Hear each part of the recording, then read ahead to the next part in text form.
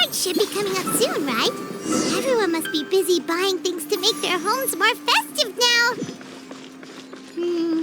Wonder what this year's theme is going to be. Oh, I can't wait to find out! Let's hit the Liyue Harbor and ask around!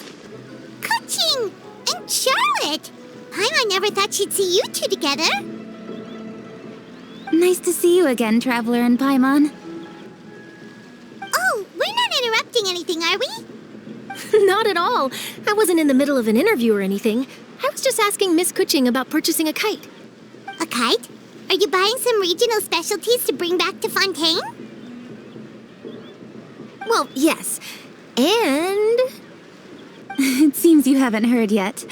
The theme of this year's Lantern Rite is kites. Oh, so that's why Paimon has seen so many floating in the sky. Liyue Harbor is always changing, so it is only fitting that Lantern Rite should change in turn. The Qixing believes it would benefit Liyue to build on our own cultural foundation by embracing the technologies of other nations. After all, it is said that the stones of another mountain may serve to better polish one's own jade. Yeah, remember my business meeting with Tianquan Ningguang the last time I was in Liyue Harbor? That's what it was about. But all I really did was use my network to introduce Lady Ningguang to some interesting people. I'm not sure that quite counts as fostering cooperation. In the end, we decided to combine Liyue's traditional art of kite making with Fontaine's mechanical vertical lifting device. Mechanical lifting device? Sounds pretty impressive. But don't kites just use the wind to fly? Why would you need to add something mechanical? Well, you've actually just answered your own question, Paimon. How high and far a kite can fly depends as much on the weather conditions as on the skill of the person holding the string. But as soon as there's no wind, you can only flail about helplessly like a sweet flower medaka out of water. Experience doesn't matter at that point. Exactly. Liyue is now a nation ruled by humans, after all. It's about time we had the power to make a kite fly, don't you think? Plus, the easier we can make it to enjoy, the more people will want to participate. Right? I also thought it was a novel idea. Plus, it shouldn't cost much to do. With Miss Charlotte's help, everything has gone smoothly. Our new mechanical kites are already available to purchase from a stall in the harbor. We're having trouble keeping up with demand. We also gave quite a bit of thought to the price. We didn't want it to be too much more expensive than a traditional kite. Cool! Turns out you two and Ningguang like playing with toys just as much as Paimon! Toys? They're not exactly toys.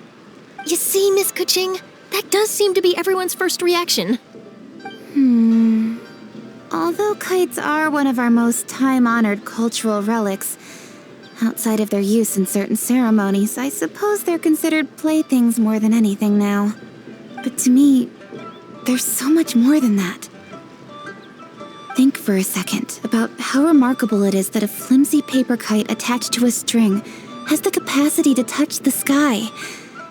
It is this slight piece of paper that also carries the weight of Liyue's cultural traditions. There's an old poem that goes, "O kite born of paper, flying true and sound, a lone traveler wanders, just waiting to be found."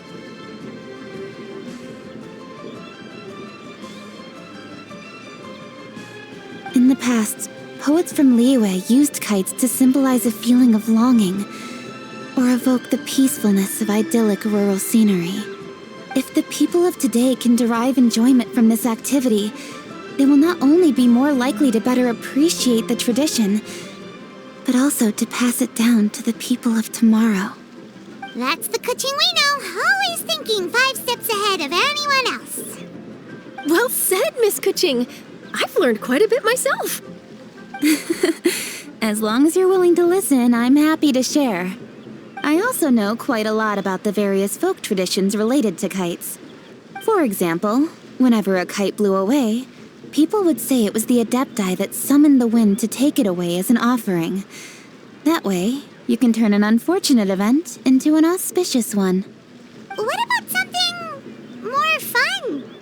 Do you know anything like that? More fun. Let me think.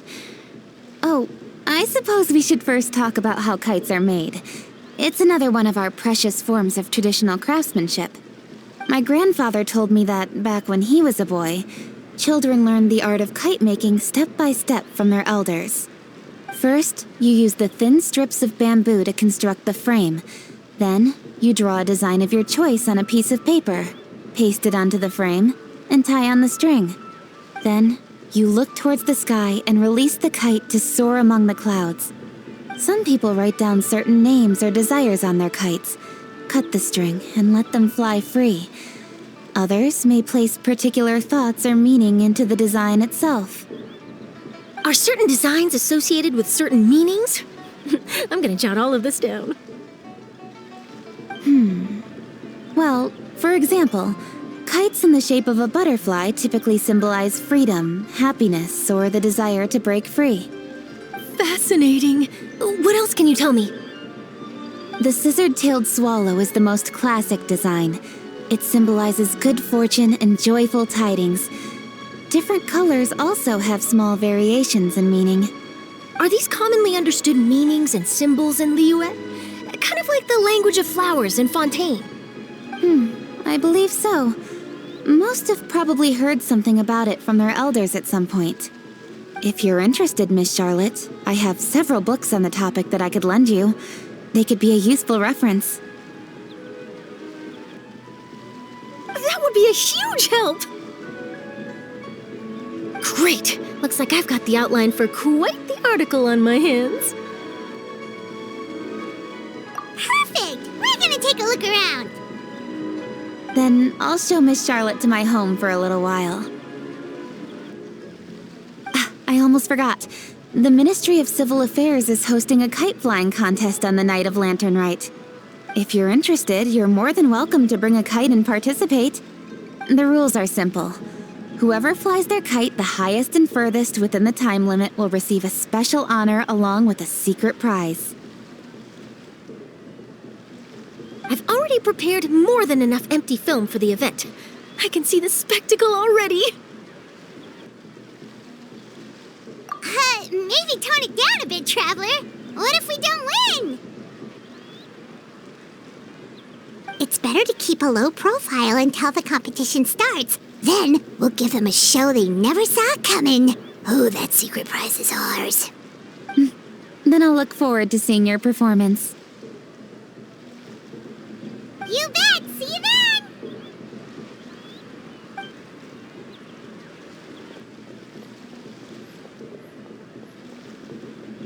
Wait, Traveler? Take a peek to your right. Do you see those two people lurking over there?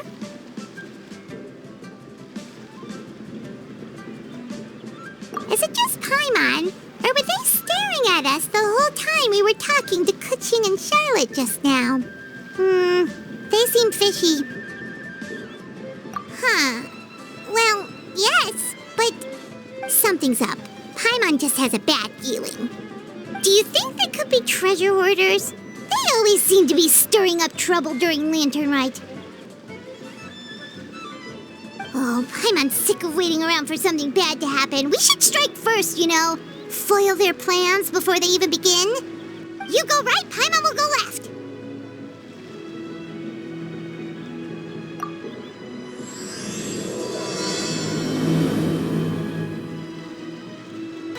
Oh. It is with such an air of urgency that you appear before us. Your comportment suggests you believe us to have committed some heinous crime. Perhaps you could enlighten us as to your intentions. Whoa, where did this fuddy-duddy come from? You should be the one doing the enlightening, buddy. Don't think we didn't notice you eavesdropping. One look and we could tell you were up to no good. Tell us everything, starting with your name. One bears no secrets before two such as yourselves. You stand in the presence of the mighty and illuminated Adeptus, Moon Carver. For the purpose of this foray into the mortal realm, however, you may address one as Hojong.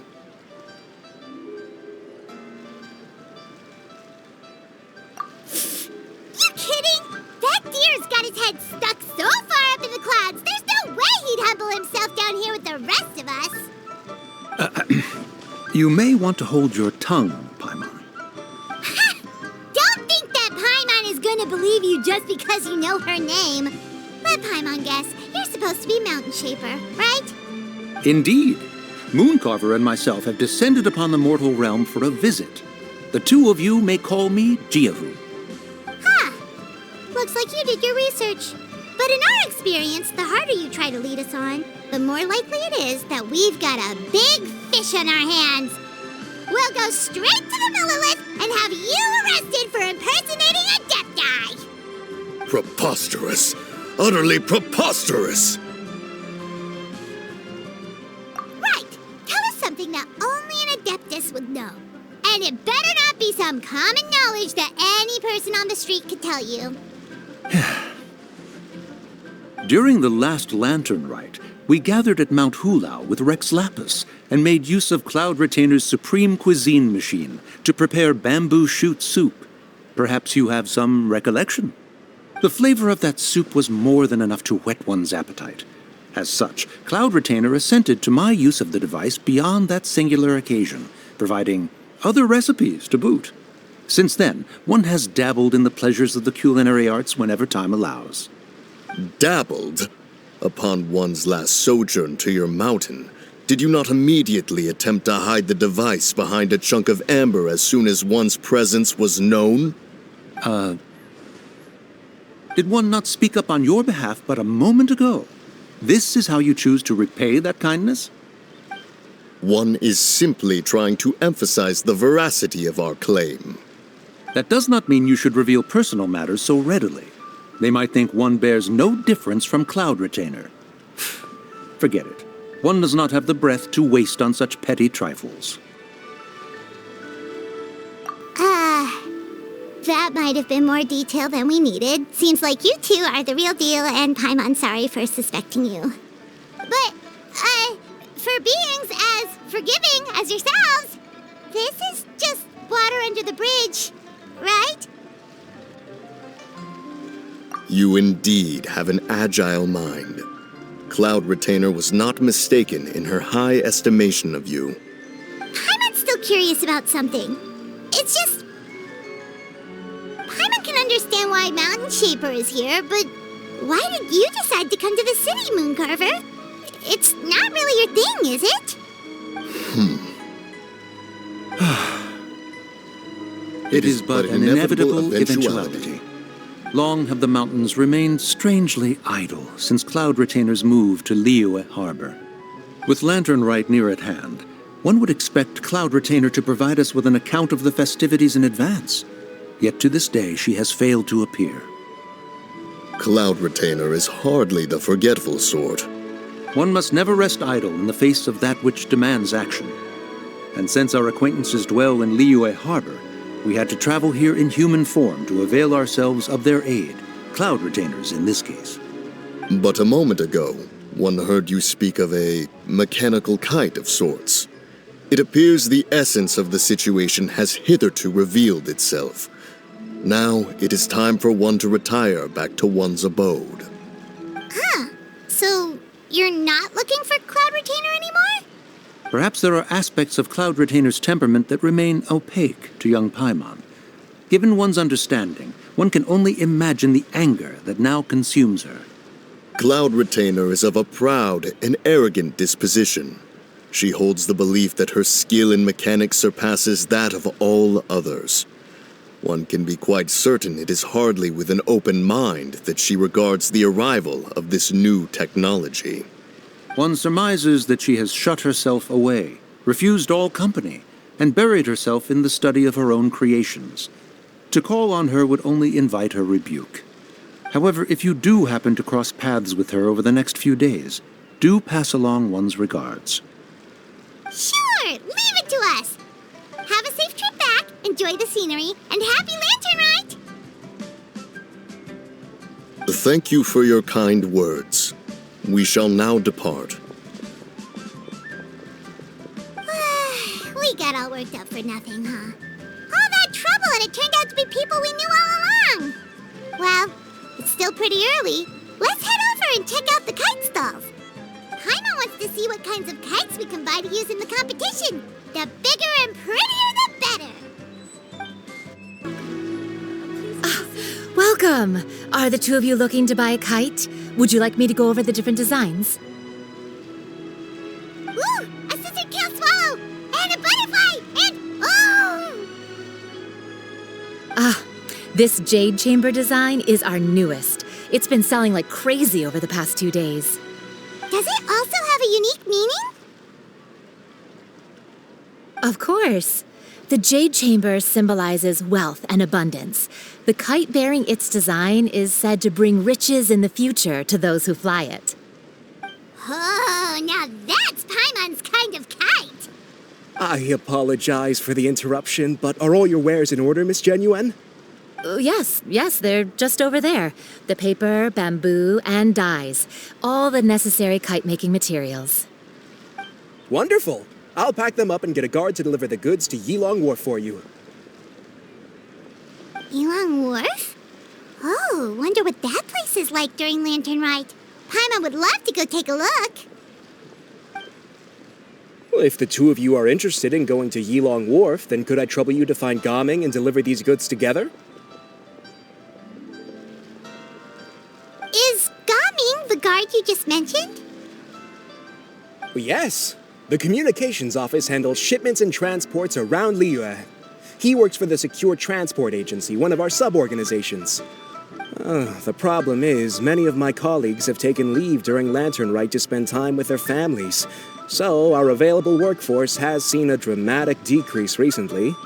If you were willing to help out, then I could get a head start on my next appointment. You do seem really pressed for time. Oh, wonderful. You will, of course, be compensated for your efforts. Now, at this time of day, Gaming should be somewhere in the vicinity, but just follow the main road until you see the head of a Wushu dance costume. Should be on your right. Be sure to come back if you'd like to buy a kite. I'll even give you a discount.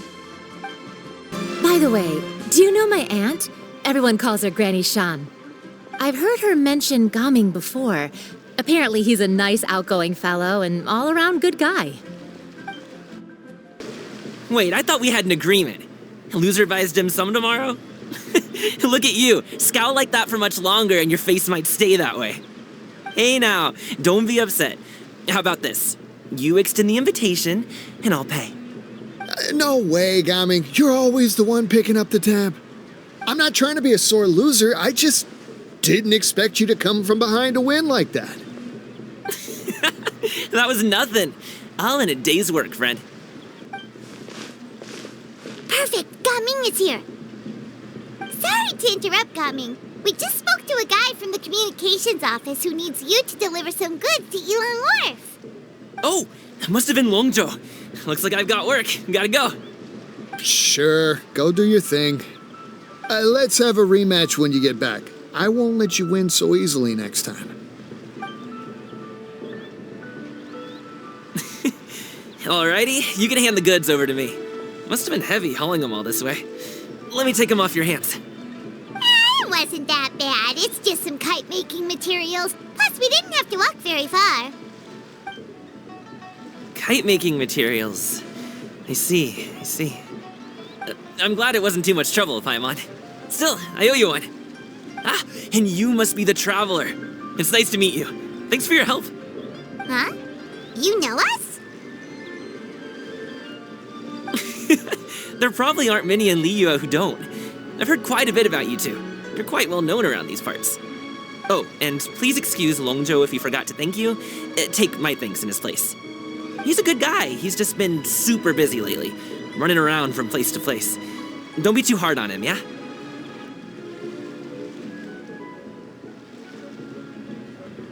So, you here for Lantern Rite? Yep. It's always so lively this time of year. We were actually hoping we could tag along to Yilong Wharf and have a look around. Perfect! We'll go together then. I'm good with directions, so just follow me. Trust me, I know my way around. We can exchange stories, tell jokes, or just chat along the way. Oh, and there are a couple of good places to eat along our route. We can stop and grab a bite when it's time. The ingredients are fresh, the portions are generous, and the prices won't break the bank. You can order anything, and I promise, you won't be disappointed. Order anything?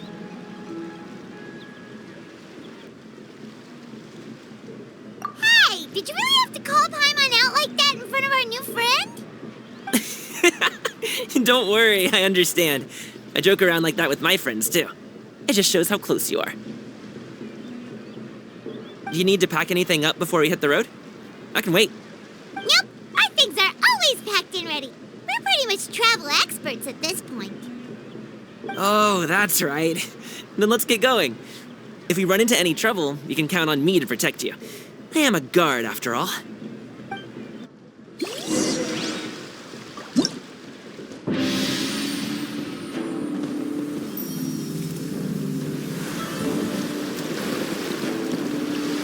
Ooh, the docks are just a bit further. One step at a time. Hang in there.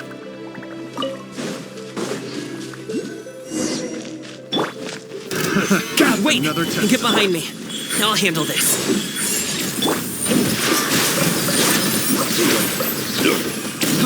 Dance with the waves! Let's begin. Picked the wrong one to my hammer. That tingle? I will have order.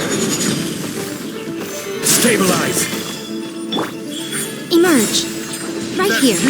Positions. Yeah!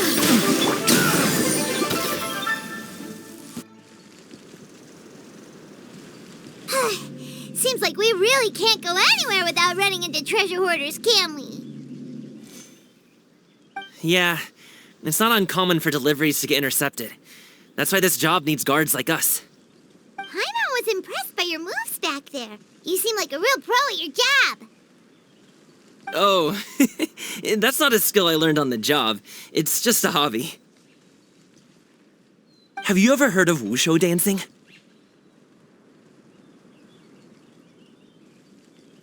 Really? Wushu dancing is famous in Chunyu Vale.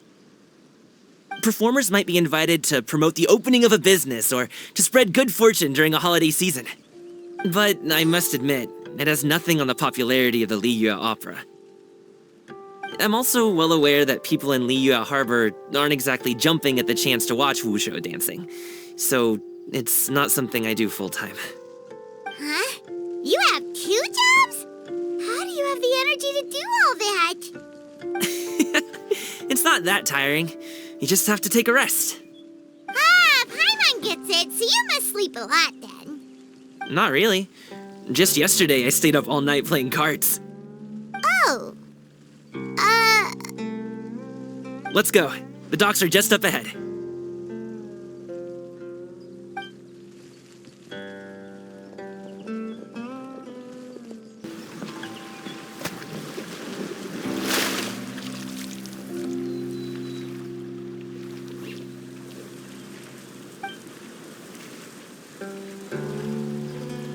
Finally, we can rest. Ooh, Paimon's shoulders are so stiff. And her stomach so empty. Sorry. Did I push the pace a bit too much? I mean, you were the ones who said you were travel experts. Liu is just too hilly. Floating up and down so much. Where's Paimon out? Oh, Paimon was finally satisfied and now her poor stomach's empty again. Aw, would you like some winter melon cake? I have some on me that I bought from a store. Yes, Paimon will take all you got. You might want to pace yourself there, or you'll be too full to eat a proper meal later. Paimon never gets too full. Just like you apparently never get tired, no matter how far you walk or how many jobs you work. Ah, I see. Then here you go, Paimon. And for you, traveler. Enjoy. And here's some for you too, Uncle Bosu. Don't think I forgot about you, my friend. I'll just set it to the side here for you.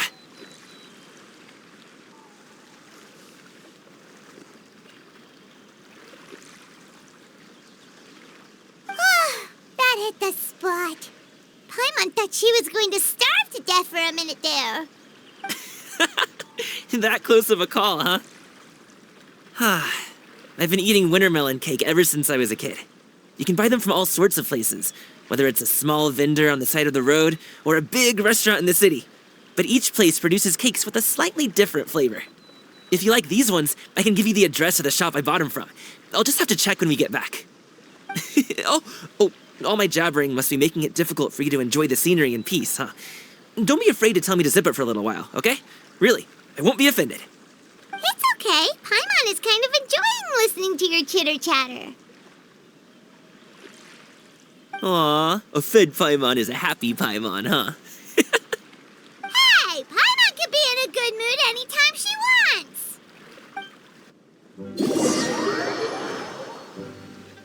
Need some fresh bamboo for this.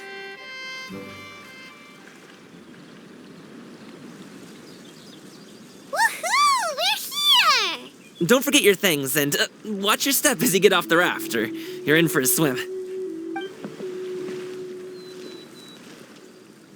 Thanks for the ride, Uncle Bosu. You take care of yourself now. I'll see you some other time. Okay, follow me. This way is fastest. We'll have to take the elevator up to the secure transport agency.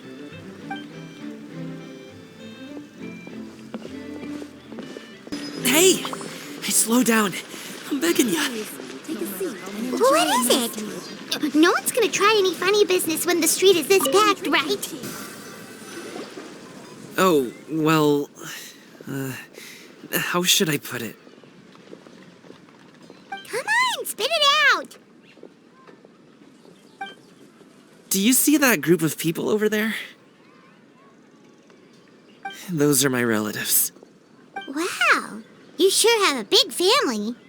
Once they start buying things, they won't stop perusing till it gets dark. This is bad. They're your family, not your arch enemies. What's there to be afraid of? Unless... Oh, did you do something horrible to them? No, it's not that. I'm just not that good at dealing with my family. It would be best if we could steer clear of them. I'll explain more when we have the chance, but right now, we've got a job to do. The left side looks pretty packed. Let's go straight. Slow and steady wins the race.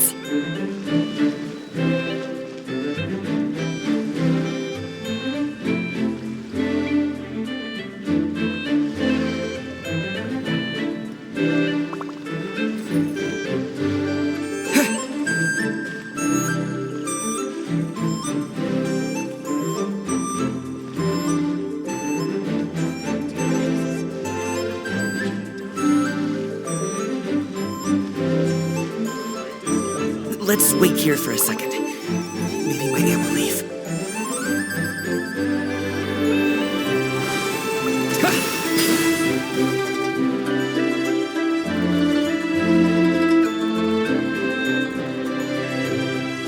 She's gone. Let's go.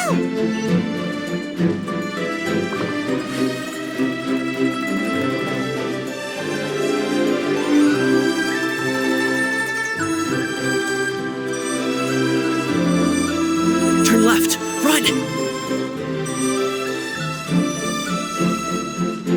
To the right and... Wow, you guys are good. I'm impressed. That was nothing. It was a piece of cake. Oh, winter melon cake to be exact. You really liked it, huh? Ooh, you know what? I'll buy you a whole bunch and pile them so high you could swim in them. As long as you don't wind up drowning, Paimon. Hey, Uncle Drugway. These are my friends, the Traveler and Paimon. They came to deliver some goods with me. So, I guess I'll go ahead and take these over to Uncle Yongzan then? Yes, thanks for your hard work. I should thank you both for your trouble as well. Please take a seat and rest for a bit. I'll prepare some tea. No need. We'll be off soon anyway. Hey, we're already here, aren't we? No harm in taking a load off for a bit. Plus, I know the Secure Transport Agency has some great Songhua tea stashed around here somewhere. I promise you, one sip and you'll be hooked. Anyway, you just sit down and relax, Uncle Jergway. Who would I be if I just sat here and let you go through all this trouble? Leave this to me. I have to be up and about to drop these goods off anyway. What's a little extra time on my feet? Oh, you aren't too picky, right, Traveler? I know Paimon prefers things on the sweeter side, so I won't steep the tea too long. And I'll add some dim sum pastries on the side. Aw, you noticed what Paimon likes? How long have you two known Gaming? Oh, not long at all. We just kind of tagged along on his trip to Ylang Wharf. He's just a super welcoming guy. We became friends, you know, just like that. That's just how he is. He's the attentive sort, really knows how to look after his own. A while ago, one of our guards had to take off work, said his joints were hurting due to the rain. Gaming personally went all the way to Boo Boo Pharmacy to get some medicine for him from Dr. Baiju, then traveled through the night to deliver it back to him. That young man has such a good head on his shoulders. How can anyone not love him?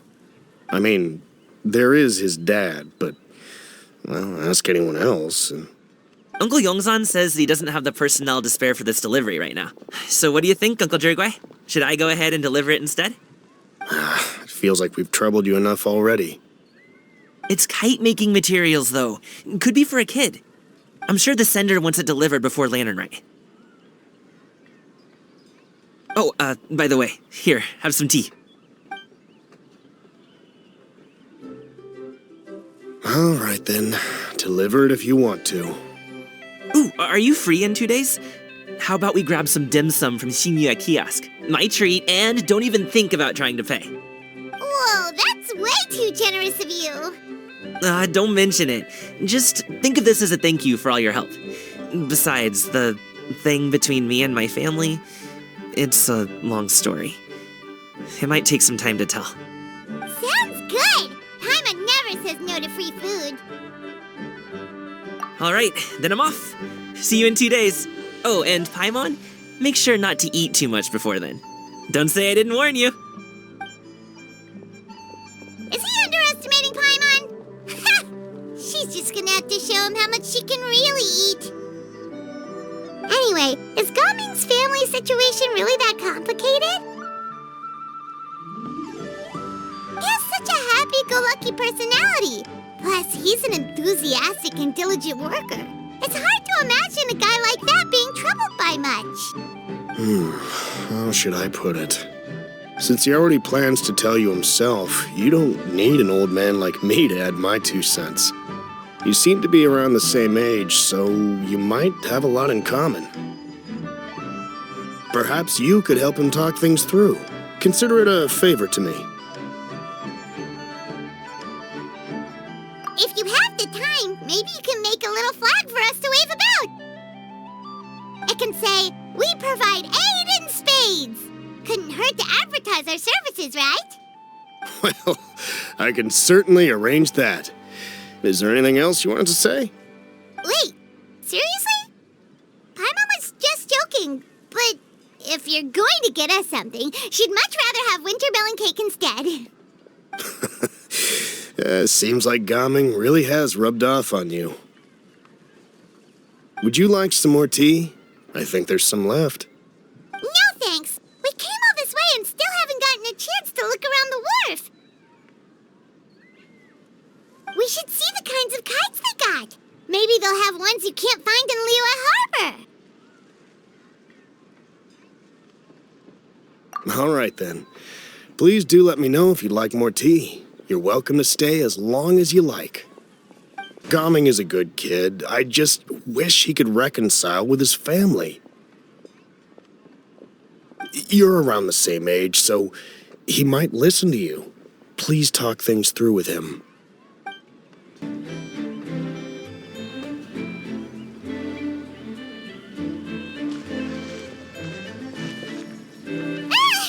What are you doing here? The way you speak, one might have presumed you were displeased to be in one's presence.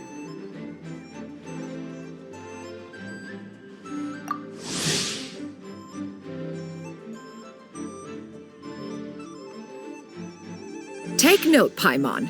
You could learn a thing or two about how to respect your elders.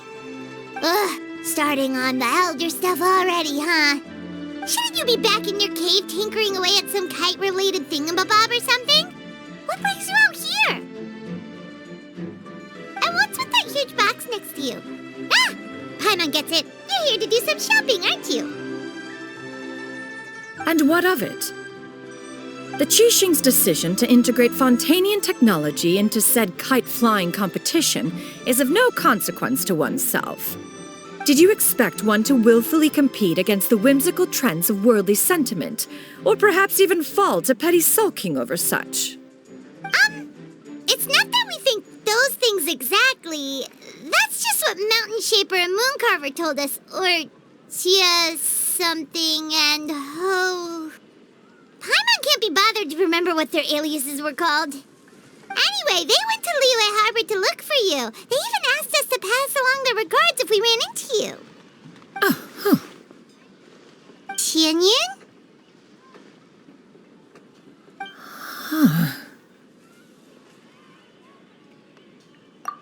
It appears time has quite flown since one's arrival in Liyue Harbor.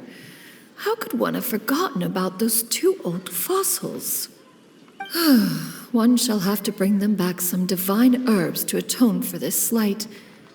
Nay, given that one has ventured all this way to Yilong Wharf, tea would be more advisable.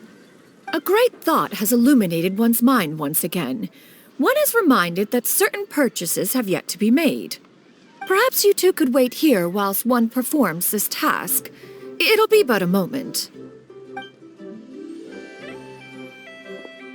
Huh? Wait, here? You really just gonna ditch us here to watch your stuff? Oh, that woman really just does whatever she wants. Hey, not you too, Traveler! Oh, all this Paimon ditching is super not appreciated. Just come back soon, okay? Paimon doesn't want anyone to try and steal his stuff. Welcome. Please have a look around. We only sell teas of the finest quality, sourced directly from Chaoying Village.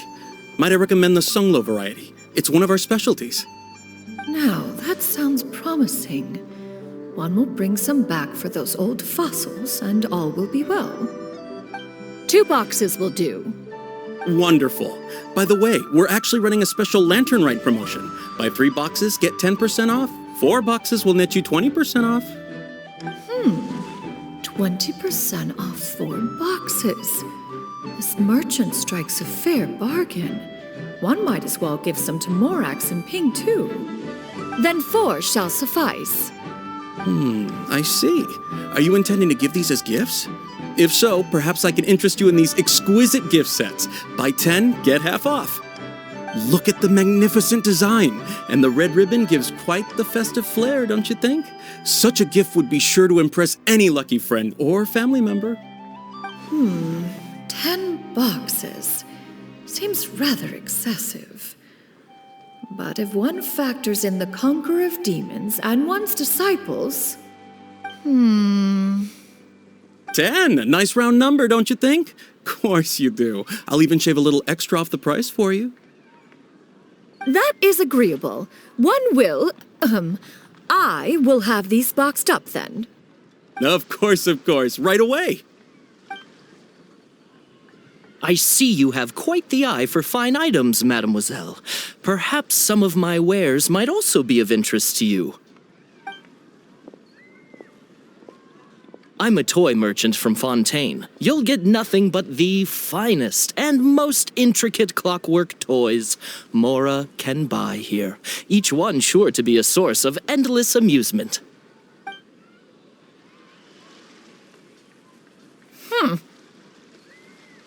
Perhaps you could enlighten me then. When should said amusement be derived? Well, that is, of course, best understood by playing with them yourself. If you could wait just a moment, I can bring one out and give you a demonstration.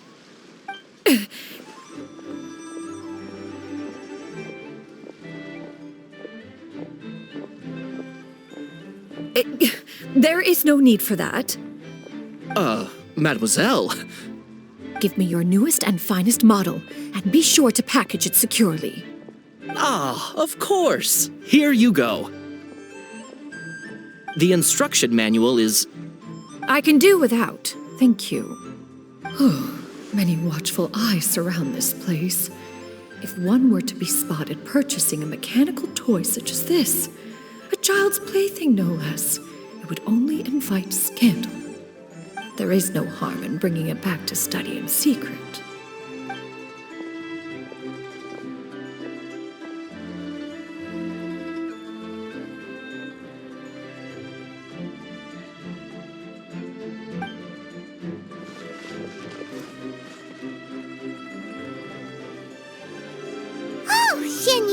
Did your shopping go smoothly?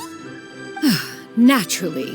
One may not delight in social interactions, but that does not mean one lacks in faculties.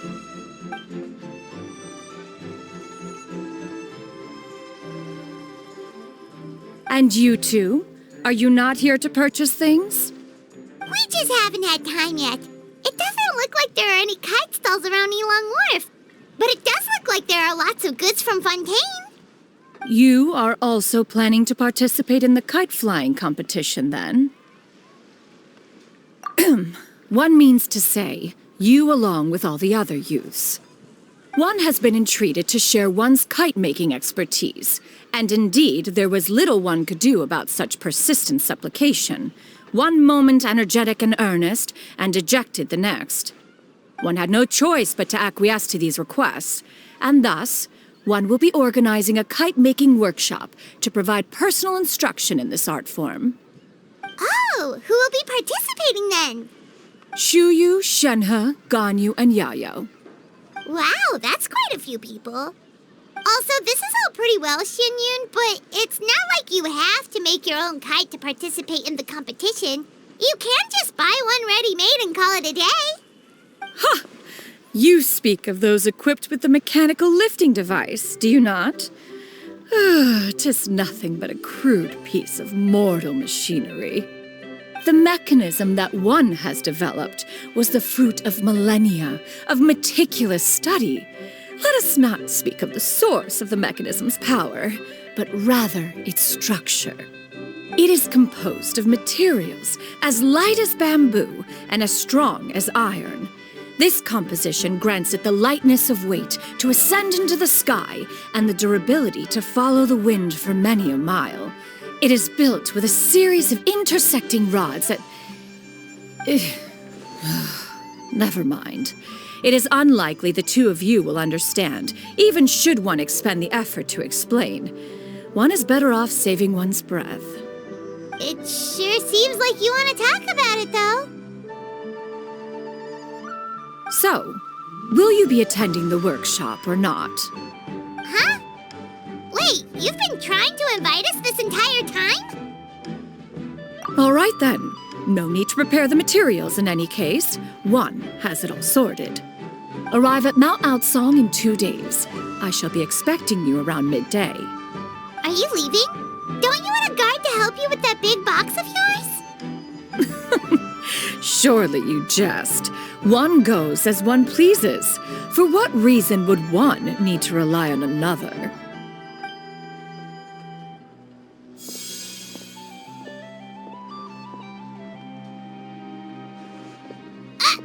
It can float? What kind of invention is that? One calls it the floating toting device. She seems pretty proud of that one. Look at her walk down the street. She seems so confident, but everyone around her is looking at her all funny. Paimon wonders... never mind. But anyway, that box of hers seems to be full of those mechanical lifty thingamabobs. Not that Paimon was peeking or anything. She just, got a bit unsteady for a second and accidentally brushed the embroidery on top. And wouldn't you know it, all the stuff inside almost came bursting out. Paimon even went out of her way to keep it all together.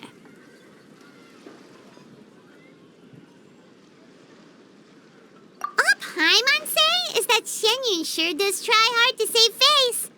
What did she call it again? of mortal machinery? Paimon bets she just can't wait to take it apart and see how it's made. Totally. We should probably act like we didn't see anything, though. You know, in consideration of her feelings and all. After all, that is the propriety with which one should comport oneself. When it comes to an elder, right?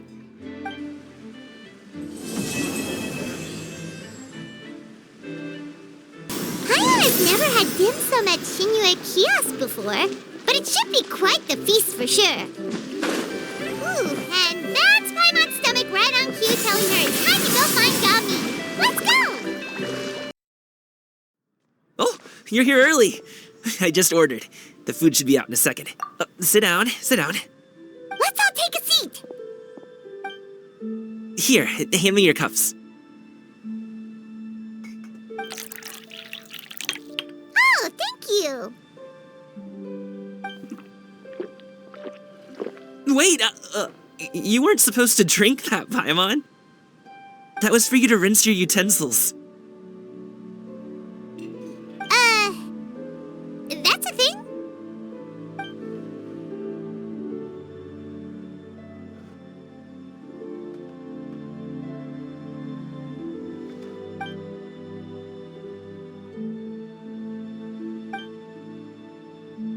Wow, so much delicious food. Do you really eat all this just for breakfast? That's just how we do it where I'm from. Most of the time, though, I don't eat lunch after dim sum. Oh, that's good to hear. Paimon doesn't need to worry about holding back then. Eat, eat. If it's not enough, we can always order more. Oh, and there's tong soy coming as well. I don't usually have that in the morning, but, well, since everyone's here, I just had to order it. What about you, traveler? Is the food to your liking? Want some more seafood kanchi? Let me refill your bowl. Paimon's gonna take you up on that. Fill it up nice and full and make sure she gets a few extra shrimp. Thanks!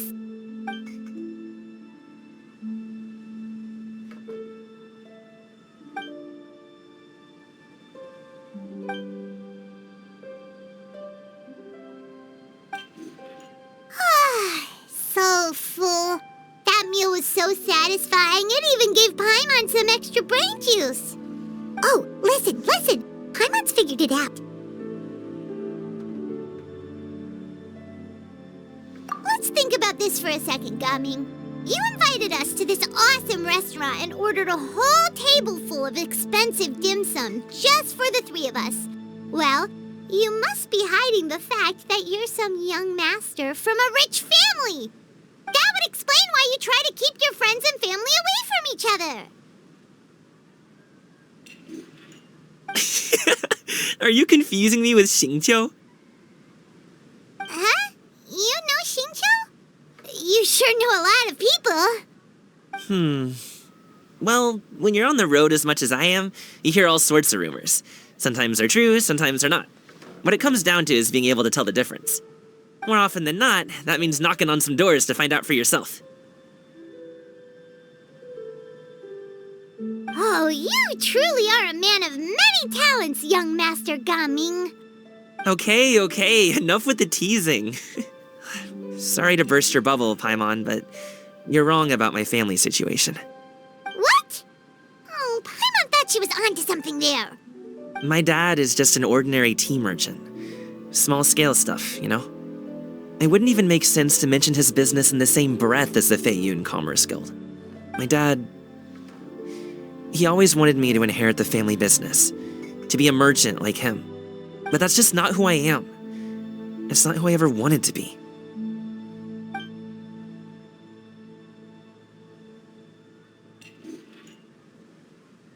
Have you ever talked to him about it? You know, about your interests and aspirations and stuff. Of course I have. I told him I wanted to be a wushu dancer. That I wanted all of Tevat to see what I could do. According to my dad, though, that wasn't a real job. Just a child's pipe dream. Oh, that's terrible. I'm sure he thought I would come around eventually, but wushu dancing has always been the only thing I wanted to do.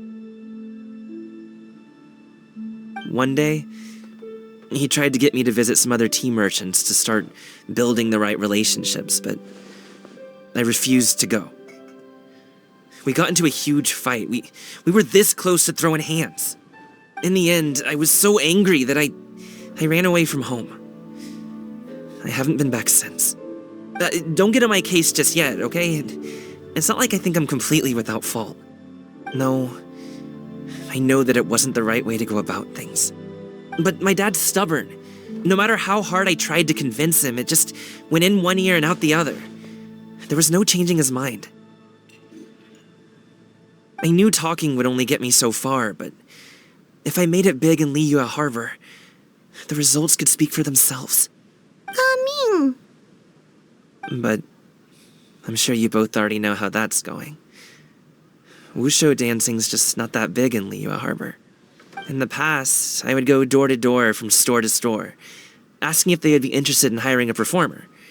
Most times, I wound up eating nothing but humble pie.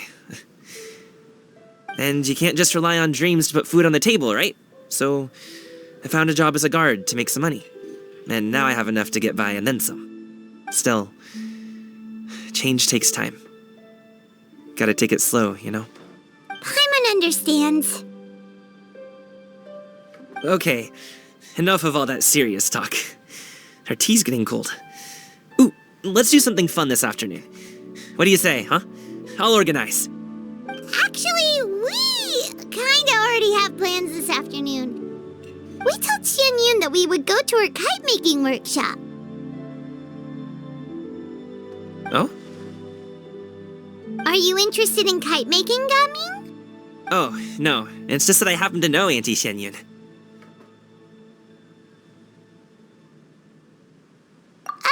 Do you not know who she really is, Gaming? Oh, I know that she's an Adeptus. I met her during a delivery once. But hasn't she been in the city lately? She's even tried, with some limited success, to change her terms of self-address or something like that. She came to see me a few days ago to ask about luminescent dyes. Oh, wait a second. She doesn't plan on putting those on a kite, does she? Is that not something you can do? It's one thing to use it on cloth, but applying it to paper is another matter entirely. Why couldn't she tell me what she wanted them for? Yeah, she does seem to have trouble with that sometimes. It would be such a shame if everyone worked so hard on their kites only for them to get ruined in the end. Okay, I'll go with you. If Auntie Xianyun wants to use those dyes on a kite, the formula will need to be changed. Great! The more the merrier!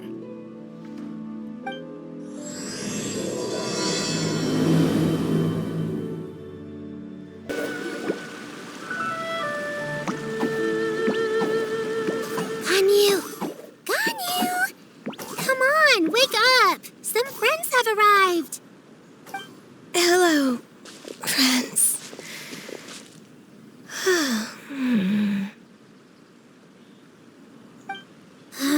Ganyu! Oh, I have some mint oil. Perhaps we should try that. A guest at Wanmin Restaurant recommended it to me. I've tried it.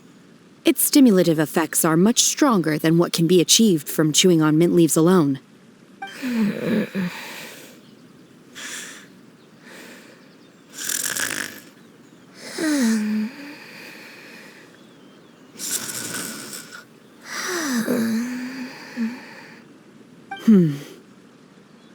Apologies in advance.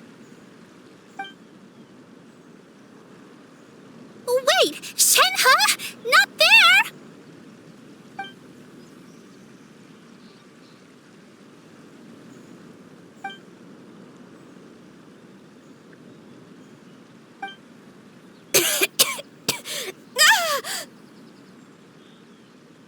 See? It worked.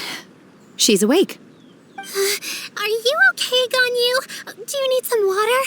Or maybe something to eat? I'm fine. I just feel chilly all over. Huh. Was it that effective? Chilly, huh? Master always says a cool head leads to a calm heart. So, does this mean that heat's what we need to help you, Ganyu? Paimon doesn't think that's what what the expression means exactly. I feel a bit better now. Was I asleep? Must have been around the time I usually take my midday nap. Did you not sleep last night? That does seem to happen to you often. Perhaps you should come work at Wanmin Restaurant with me. We get off at 10 on the dot every night without fail. I could never. I'm sorry. I seem to have missed your name. You are... Me? My name is Gaming. I work as a guard for the Secure Transport Agency. Gaming. The name sounds familiar. I believe I've heard your name mentioned around the Ministry of Civil Affairs. People tell me you're an extremely enthusiastic worker, and you are very generous with your help. Well, you know me. Or, I guess you don't. My name is Ganyu. This is Shenhe, and this is Yao Yao. It's an honor to finally meet you all. Oh, you must be here for Auntie Xian Yun's kite-making workshop, right? Yes. I have neither made nor flown a kite before. As long as Master is willing to teach, I am willing to learn. Me too! I want to participate in the kite flying competition with my best friend! Plus, it's more meaningful if you make the kite yourself, right? Your best friend didn't come with you? Well, Chi-Chi's been super busy helping Dr. Baiju lately. I'll meet up with her later and give her a huge surprise. Oh, I also brought bandages and ointment with me today. It's easy to cut yourself when working with bamboo, so I thought I should come prepared. Wow, you're really thoughtful. As for myself, I'm afraid I lack some of my companion's enthusiasm. I was originally planning to buy a ready-made kite and just enjoy the festive city atmosphere with everyone. But Cloud Retainer is always going out of her way to look after her juniors, wanting us to have the best there is. She always puts us before herself. It was so thoughtful of her to arrange this workshop, so I simply couldn't let such consideration go to waste. My motivation for being here might be a little different, yes, but I'm ready to put in just as much effort as everyone else. Well, we're all here, but where the heck is Xian Yun? Shouldn't she be here by now? Who is it that speaks of oneself in such an ill-tempered tone? Oh, come on! You clearly heard Paimon! Master stopped to buy grilled tigerfish to share with everyone. Come get it while it's still warm. Oh, Paimon, sorry, Miss Illuminated Bird! Paimon always knew you were the smartest, coolest, and prettiest Adeptus. Someone as wonderful as you is sure to have brought enough for Paimon as well, right?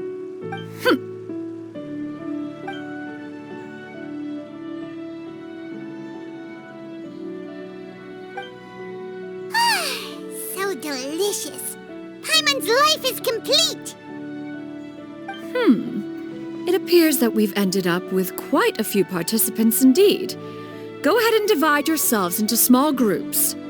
The materials are over here. The regular dyes and luminescent ones have been clearly marked. Use them as you see fit. As for how to make the kite, one assumes you all made sure to listen to the instructions one provided while we were eating. Yes? Are there any questions? Paimon may have focused a little too hard on the eating and less on the listening. Paimon knew she could count on you, Traveler. One will wait under this tree and avail oneself of the cool air while one digests. Do not hesitate to seek one's company if you have any trouble, questions, or simply want to chat. We're not in any hurry to get started. Why don't we go see what the others are up to? Hey, Gaming! Want to team up? Huh? But I have to participate? I thought I'd be done for the day after adjusting the dye formula. You're that unenthused by kite making, huh? That doesn't seem like you. No, it's not that. It's just... it would take too long to explain. I guess I'll just make one then. What shape should we go with? How about a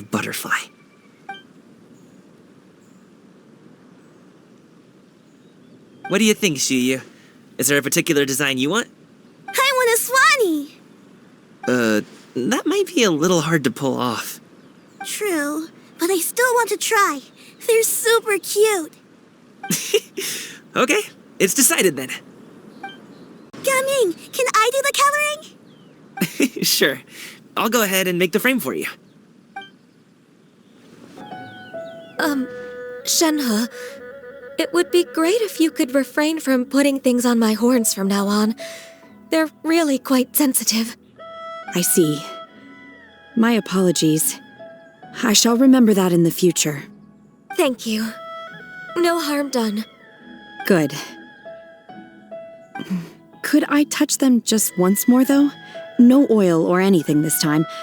I've just always wondered what Miss Ganyu's horns feel like. Huh? Please, I told you. Just call me Ganyu.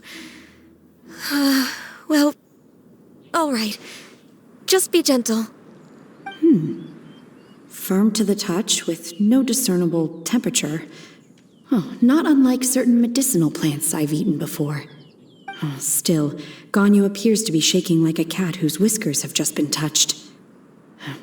I should stop. I see. Then I'll apply the oil to your forehead next time. Oh, no need. I'll just refrain from taking afternoon naps outdoors. Anyway, we should probably get started on our kite. It won't be long before Cloud Retainer comes to check on our progress. Perhaps we should just choose the most traditional style. Okay. Well, they seem to be getting along swimmingly. Let's not disturb them. The scissor-tailed swallow sure takes a lot of curved bamboo rods to build. Ugh. It broke. Auntie Cloud Retainer, look! Am I doing it right? Very good. Your frame is nice and sturdy. This design, is it a finch? Yep.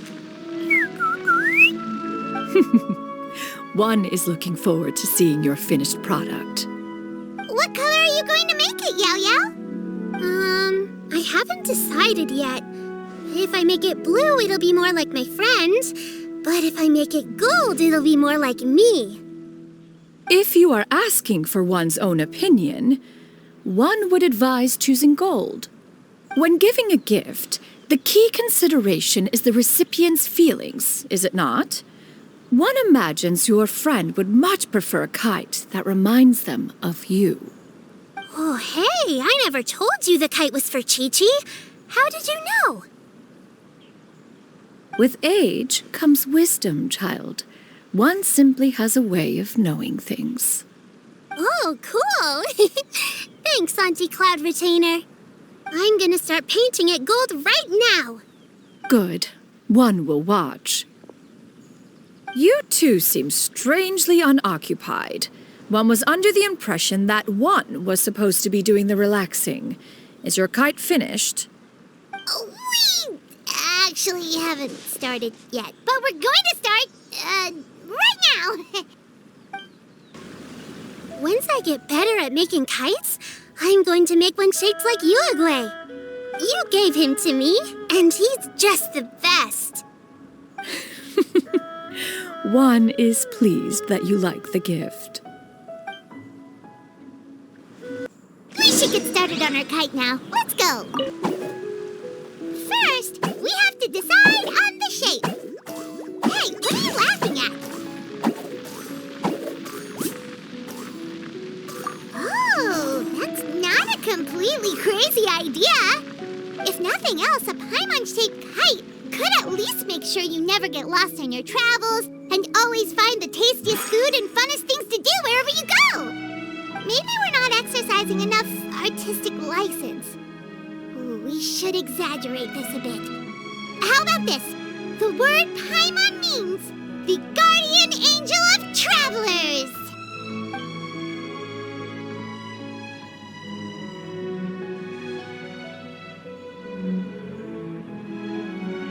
Now, what expression should we give her? Since the kite is going to be flying super high in the sky.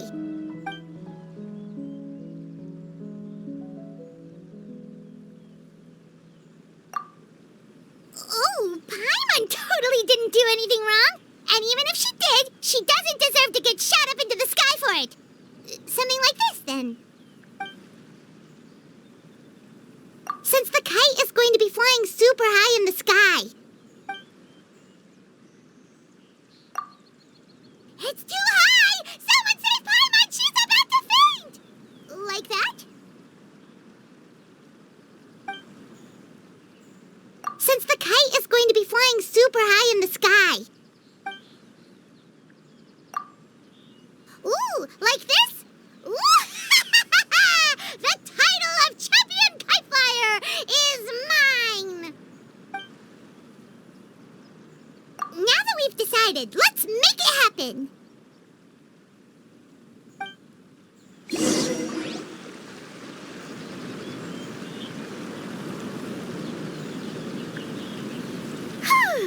It's done!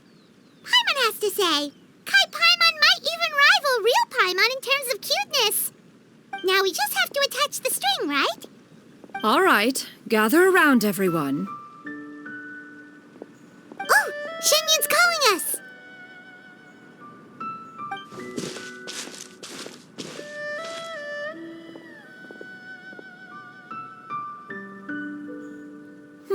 Let one take a look.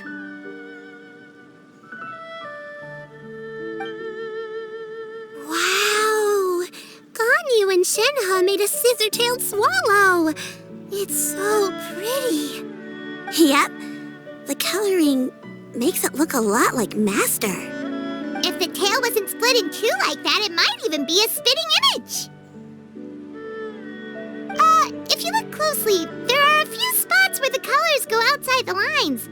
Did you doze off while painting it, Ganyu? I did the painting.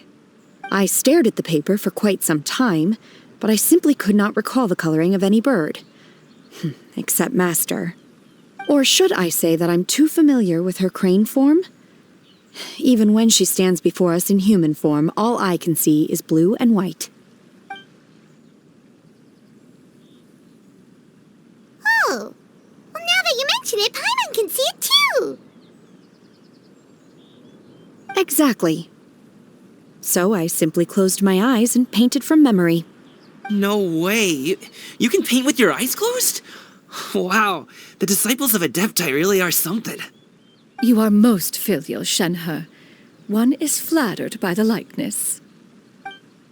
The Swanee that Gaming and Shuyu made looks very majestic. I'm sure it'll look even more impressive as it soars through the sky. The eyes and ears glow in the dark, so you're sure to see it at night. Your golden finch is cute too, Yao Yao. It's all thanks to Auntie Cloud Retainer's guidance. What about your kite, Traveler? Ta-da! Here it is! Its self-important countenance bears a striking resemblance to that of its namesake. It makes her look like she's already won the competition. Well, that's gonna happen one way or another. Is that the Jade Chamber? Oh?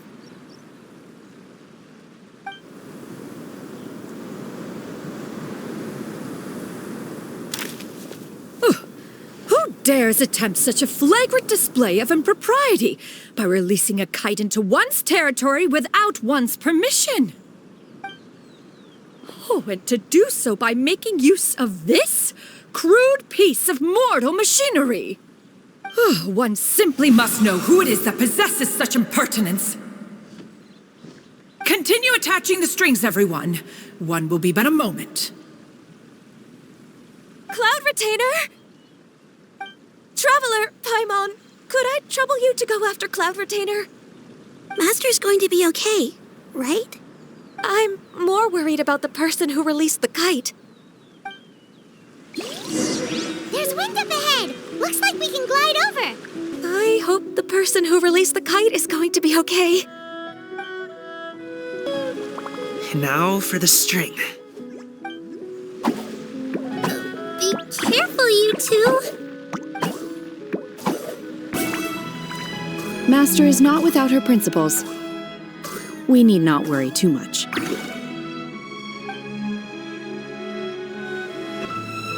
Please look after Master for me.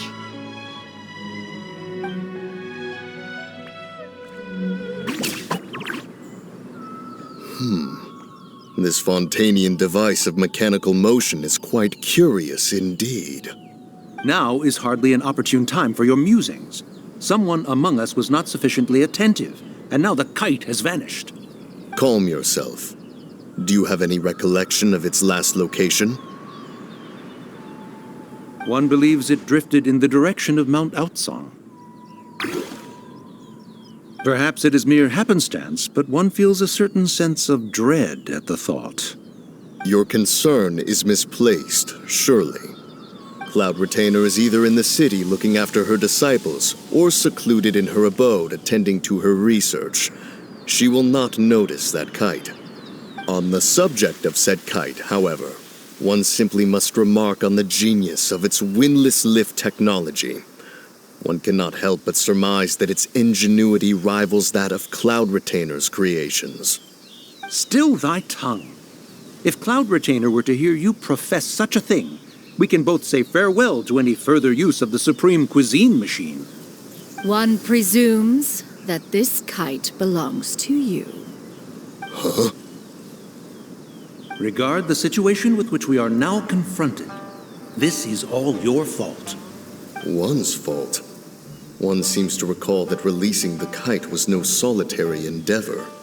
Say something, Mountain Shaper. Surely you can think of something to appease her. Further explanation shall only fan the flames of her wrath. It would be better to stay silent and retire at the earliest opportunity. We can hardly avoid her forever. That may suffice during Lantern Rite. But what about the Moon Chase Festival? Sooner or later, she will discover our true identity. Hello? Go retrieve the kite. Absolutely not. You retrieve it. That is not our kite. Oh, so an adeptus such as oneself is mistaken then? Ah, you're an adeptus? Please forgive us for any impropriety. I truly possess no inkling of who could have released a kite into your esteemed domain. Pray, who could be responsible for such wanton behavior? Verily, verily, we were but delighting in the surrounding scenery. This locale is home to such exquisite... mint! Well, and if that's all, then we'll just be on our way. We finally caught up. You sure do fly fast in your illuminated bird form, Tinyan. Mooncarver? Mountain Shaper? What are you doing here? You!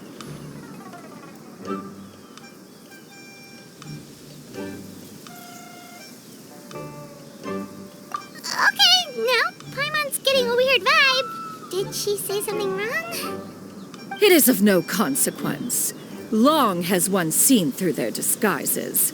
One was simply curious as to how long they would keep up the act. Then you are not angry?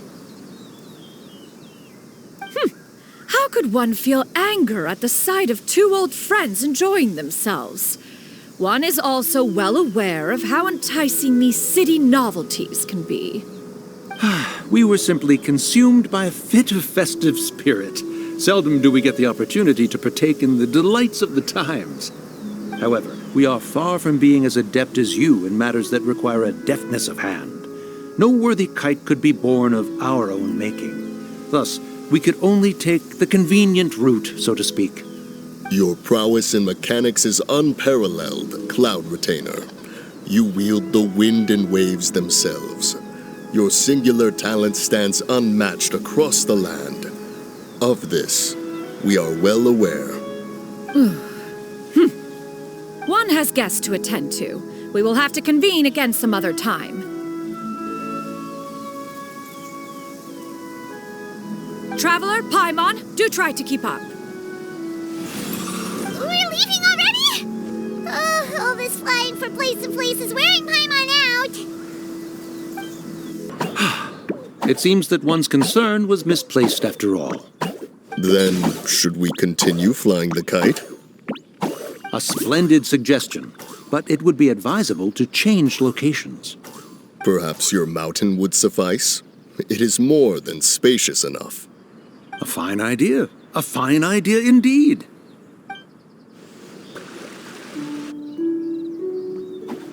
They're back.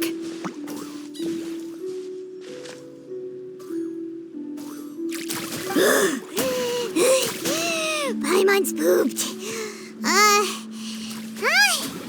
Why are there only 2 of you left? After you left, Yao Yao and Shu Yu tired themselves out playing with their kites. Gao Ming offered to escort them home. Before he left, he said something that I don't quite understand. Oh? What did he say? He said, a kite is always tied down no matter how far it flies or how high it soars. Its tether prevents it from ever truly flying free. He looked quite dejected as he said this.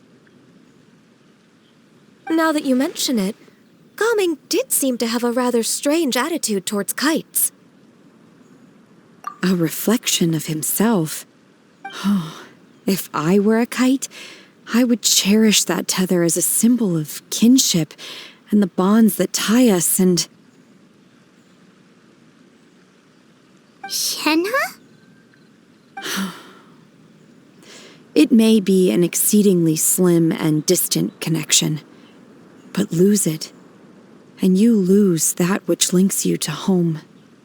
If Gao Ming truly sees a kite as a reflection of himself, then I fear I understand his words even less. Well, people often have different points of view depending on their mindset and experiences, right? It's actually quite normal. Just like some people can eat spicy food, but others won't go anywhere near it? Exactly. That's why tolerance and understanding are as important as they are. Tolerance and understanding? What brought about this conversation? Did one miss something? We were just chatting. You don't have to butt in on every little thing, you know. Where were you anyway? One was merely doing a bit of cooking. Night fast approaches. If you are otherwise unoccupied, one would entreat you to stay and eat before you depart. Oh, it's been so long since I've had the chance to enjoy your cooking, Cloud Retainer. Worry not. One has prepared a variety of meat and vegetable dishes. One is more than familiar with everyone's culinary proclivities. Hey! Paimon's hungry too! It's not like the dim sum and grilled fish could keep her full the whole day, you know! Shenhe, Ganyu, come with me. Whoa, what's with all the secrecy? You're not trying to play favorites, are you? If you're ready to serve the food, we can help too.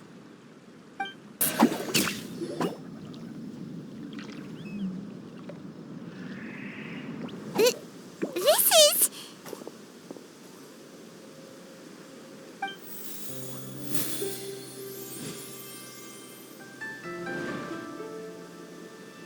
Oh, I can feel the wind brushing against my legs. This is a bit embarrassing.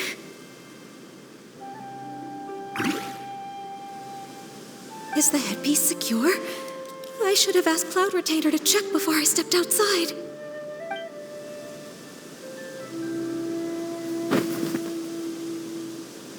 How do we look? Huh? She asked them just like that? You look pretty too, Ganyu! Oh, how should Paimon put it? You both look so elegant and refined! Those outfits really suit you both! Given that one employed the services of the best tailor in all of Liyue, one would expect nothing less. What colors have you been partial to lately, Shenhe and Ganyu? Lately? Why is Cloud Retainer suddenly asking about what colors we like? I like black. One is gratified to see one's disciple has inherited one's own tastes. The color black doesn't get dirty easily, a virtue I've come to value recently. And you, Ganyu? I favor blue and black. And the material is sufficiently comfortable, yes? Yes, very. I simply cannot thank you enough, Cloud Retainer, for this gift, and the kite, too. Thank you, Master. One is content as long as you are pleased with the gift. One hopes these garments will see much use.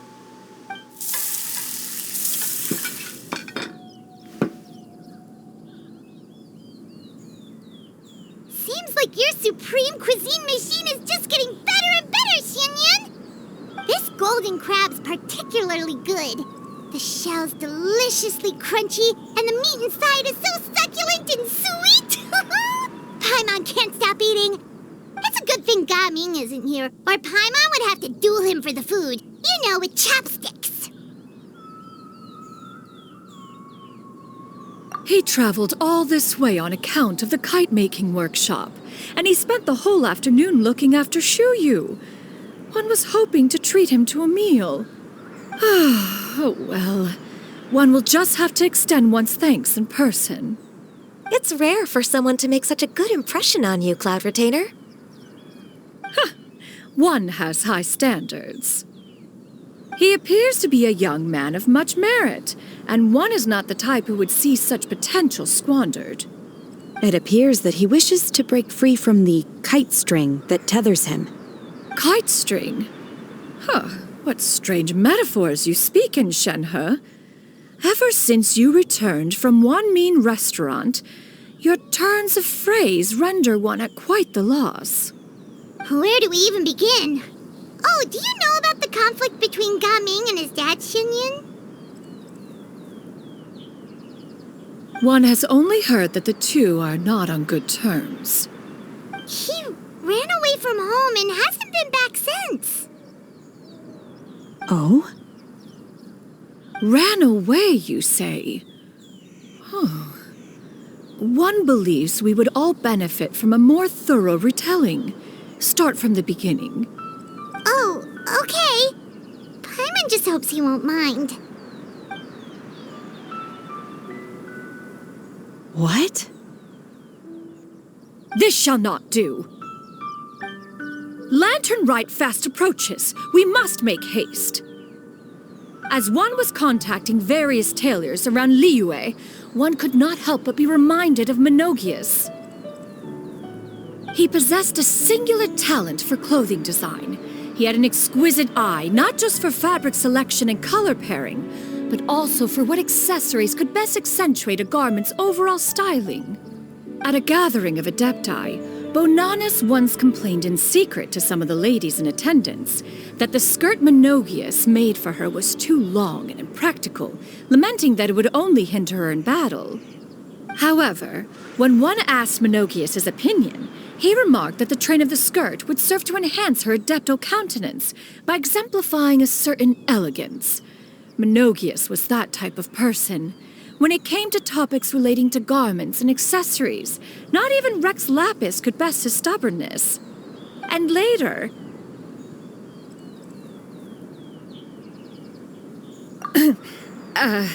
one seems to have strayed off topic. One means to say that Lantern Rite should be a day of reunion. It is a time to address problems before they turn into regrets.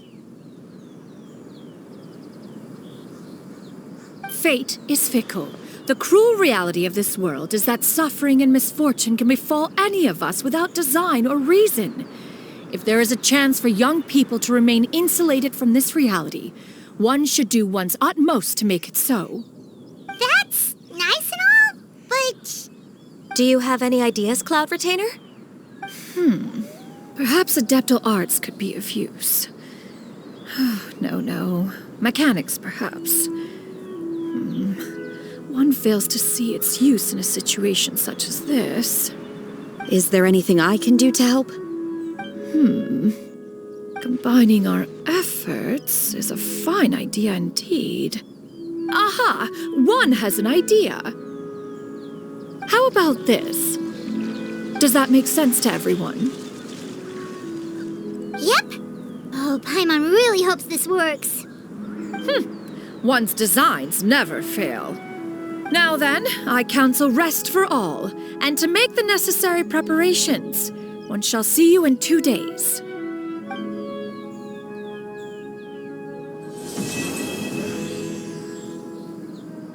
It's time to carry out the plan! Let's go find Gaming! Hope everything goes well. Hi, Gaming! Paimon sees you've certainly gotten an early start this morning. Playing games already, are we? Who won this time? You the one buying dim sum again?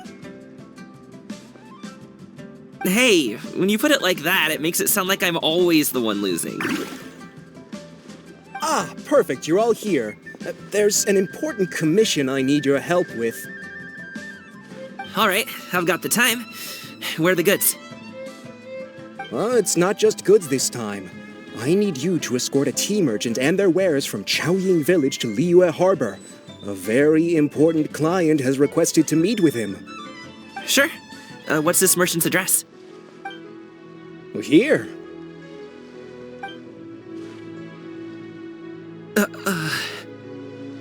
If the client's that important, then this must be a very crucial, very pressing commission, right? Of course, the sooner you complete it, the better. I would advise you to depart as soon as possible. All right, don't work too hard now, Longzhou. We'll set off then.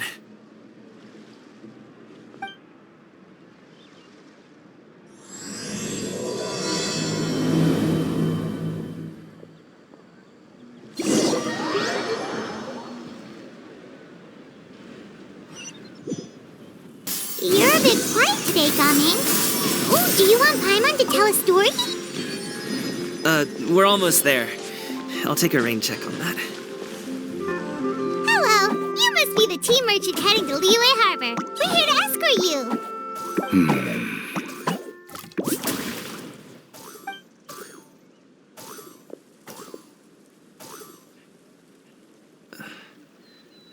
Dad?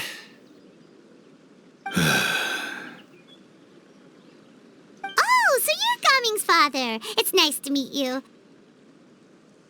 Just leave this delivery to him. Trust Paimon, he's got this in the bag. Gaming is super good at what he does. Everyone at the Secure Transport Agency says as much. Even the Ministry of Civil Affairs has nothing but good things to say about him. Seems like you've made some sort of name for yourself at least. The goods are all in order? Yes, they're all here. Then let's get going.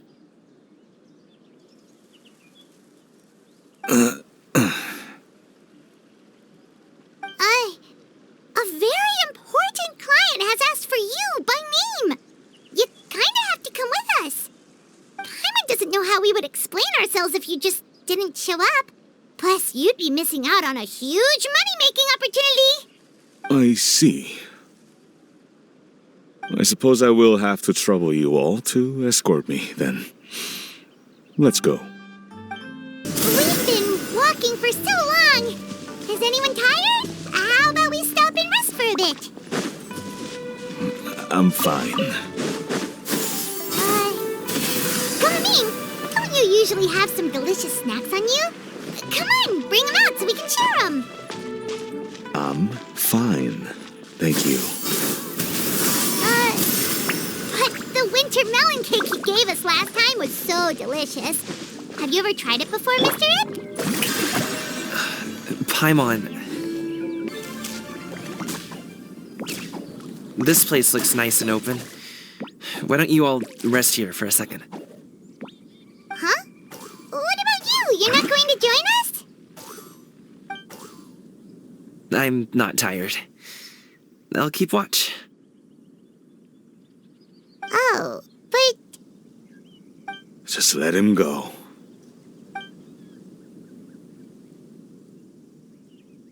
Okay, we'll just share amongst ourselves then.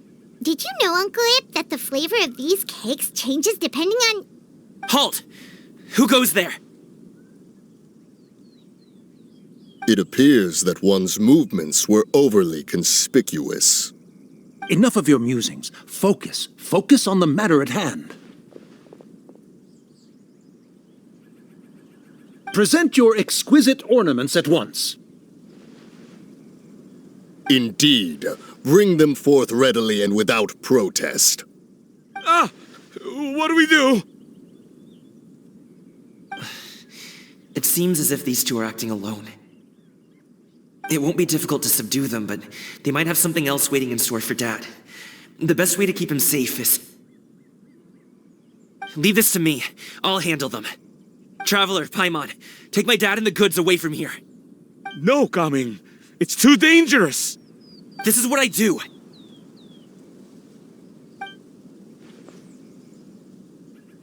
A thorny foe indeed. Let us depart and seek a target softer in blows and disposition. Don't think I'm gonna let you off so easily. Away! Let us away! Coming! Don't worry, he's a great fighter. Paimon's even seen him take down a dozen or so treasure hoarders all by himself. But Gaming,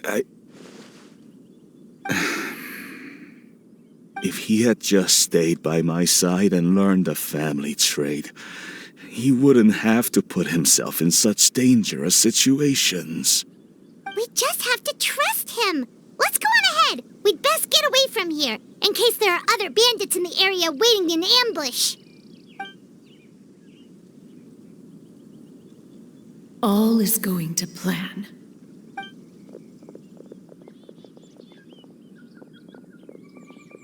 Okay, we should be good to stop here. Youngli? Oh no, what is he doing here? Good sir, please, listen to me. Reel in your line and leave this place as quickly as you can. There are bandits in the area.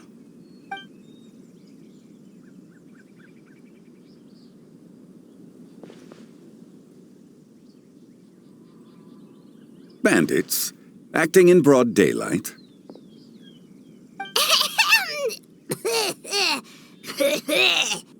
Oh.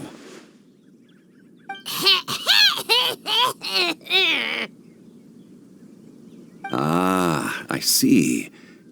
It appears many people are catching a chill as of late.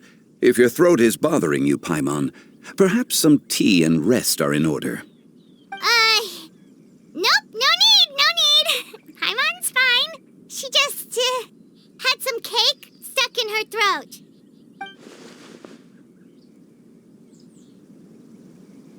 If there are indeed bandits in the area, then we should inform the Millelith at once.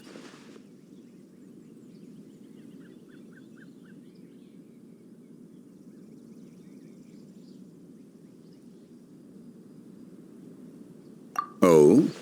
Well, if that's the case, such matters are best left to those with the necessary expertise, wouldn't you agree? I suppose you're right. If ordinary people like us got involved, we would only cause more trouble. Since we find ourselves otherwise unoccupied in this beautiful area, why don't we find a quiet place to relax while we wait for good news? That would be lovely. So, Uncle Ip does have a reason to be worried. After all, Gaming, the guard we mentioned, is his son. Gaming. The name sounds somewhat familiar. Ah, yes. That is the name of the Usho dancer who has been performing around Liyue Harbor recently, is it not? Oh, have you seen him perform? Indeed. I cannot help but admire his skill. He truly encapsulates the spirit of the Suani. Usho dancing has become more well known in Liyue Harbor recently. However, Although performers are seeing budding success, they have no doubt had to face many hurdles along the way. Ones not so easily understood by spectators such as ourselves. If you ask me, what truly deserves admiration is perseverance in the face of adversity. That is a rare attribute indeed. I have heard many of my acquaintances praise Gaming for his kind, selfless, and courageous disposition. To have a child so accomplished and upright, you must be a very proud parent indeed, Uncle Ip.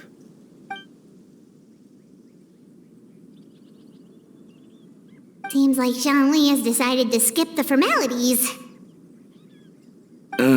Well, he's a hard worker, yes. You should be sure to tell him you think that when he gets back.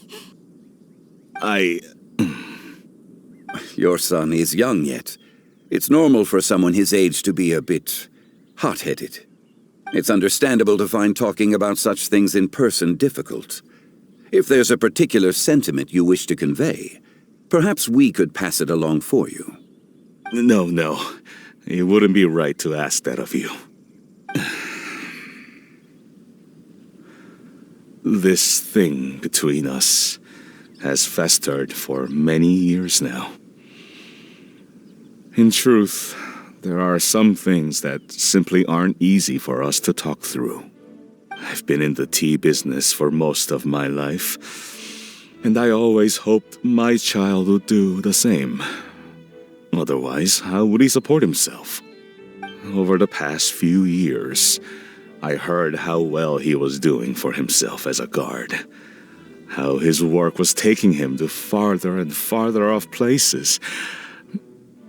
I also heard that he never gave up on wushou dancing. It made me happy. But I was also worried. When you're young, you can handle all that physically taxing work and manual labor. What young person isn't capable of making a living that way? My concern is what happens when you get old. Every time I get to thinking like that, I cannot help but be reinforced in the belief that I was right. That I was right not to give in. I often regret introducing him to wushou dancing as a kid. If I had known how things would turn out, I would have never taken him to see those performances in the first place. It is only natural for a parent to strive to send their child down the right path. No one would begrudge you that sentiment, Uncle Ip. You need not worry. You seem quite young, Mr. Zhongli. Yet you speak with such wisdom. Perhaps I have misjudged your age. Your words are too kind. Truth be told, one of my old friends has several grown daughters. Rather than fretting about their future, however, she prefers to let them find their own way. Then she's more easygoing than I could ever be. I fear I lack such an open mind. I meant to say earlier, there is no need to be so polite. Feel free to call me by my name, Ipdak. Sure. So, do you also think I fret too much, Mr. Zhongli? That's not exactly what I was hoping to convey.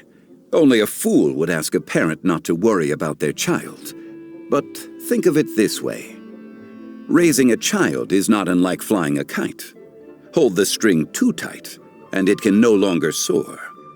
As my friend once said, if your children are aiming for the stars, clipping their wings will only cause them to come crashing down.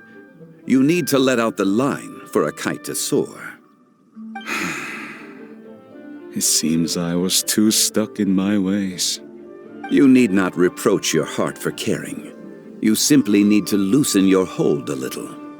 Indeed, with such a big heart, why not allocate the time you usually spend worrying about Gaming to the pursuit of other things, like going for a stroll, drinking tea, or taking in the scenery? You never know what surprises could be in store. Things can change in the blink of an eye. The blink of an eye, you say? Do things change so quickly? Children grow up in quite the same way, do they not? Day after day, year after year, sometimes in the blink of an eye, but always when you least expect it. As a father, I'm sure you know that best. Yes, you can say that again. 1 second, Gaming was a kid. The next thing I knew, he was ready to fly the nest. Zhongli certainly has a way with words.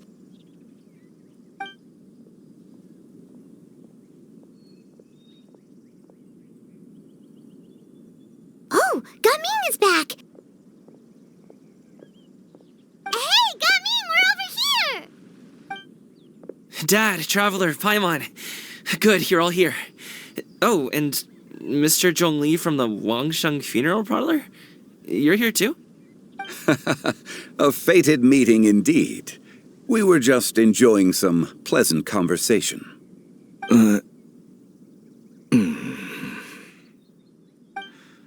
Is everything resolved? Well, you could say that. What does that mean? Traveler, Paimon, come with me. I need to talk to you. Huh? Oh, okay. I'll come right out and say it. Those 2 bandits, you sent them, didn't you?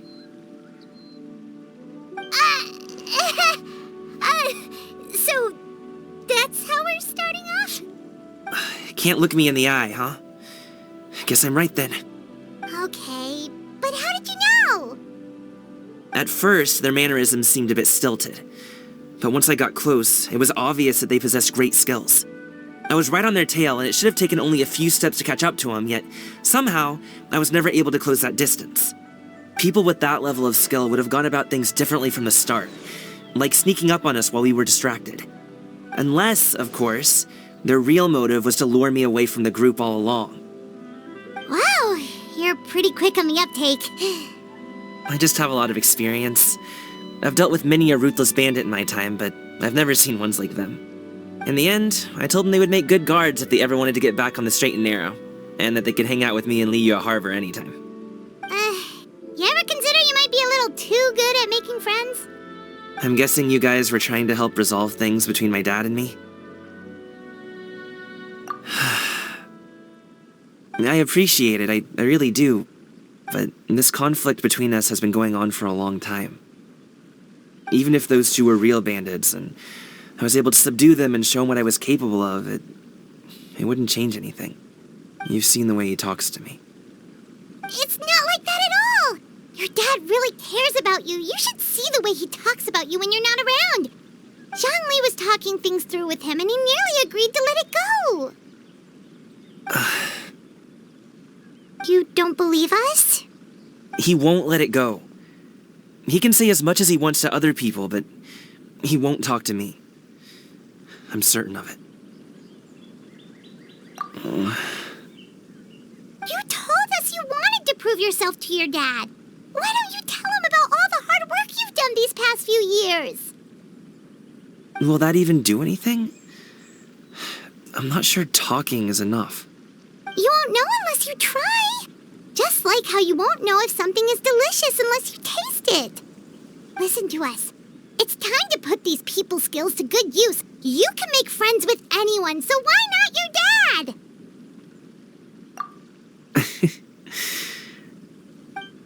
I'll do my best. You are very knowledgeable, Mr. Zhongli. I'm impressed. Despite my being in the tea industry for several decades, it seems I still have much to learn about the art of tea tasting. You flatter me. It was nothing but a few humble musings. How much tea have you drank since we've been gone?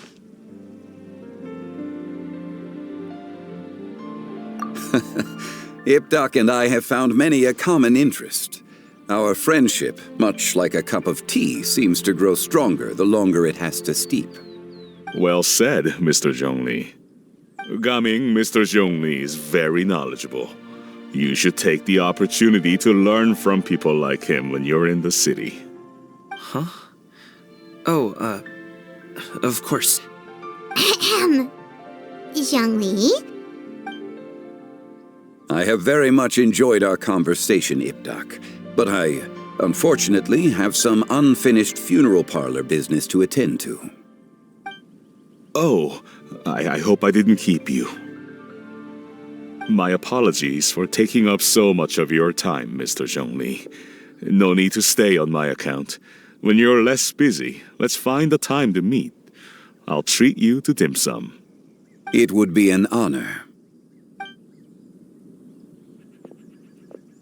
We'll see you off, Zhongli. You two have a nice chat, all right? Should we sit? Sure. Thanks for helping us talk things through with Uncle Ip. Good thing you were able to pick up on what we were putting down. I have been around the both of you for some time now. You could say I have a certain level of expertise in that regard. As for my role in the conversation, think nothing of it. I hardly did anything noteworthy. You never change, do you? Why did you have us walk all this way? Paimon thought we just had to go far enough to be out of earshot. A friend approaches. Hello. Xiao, you're here too? I've been here the whole time?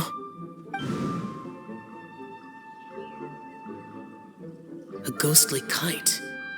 Could that elusive Director Hu be coming to Wangshu Inn once again? What is she doing here? I suppose it matters not. Given her relationship with Rex, well, Zhongli, I might as well go pay my respects.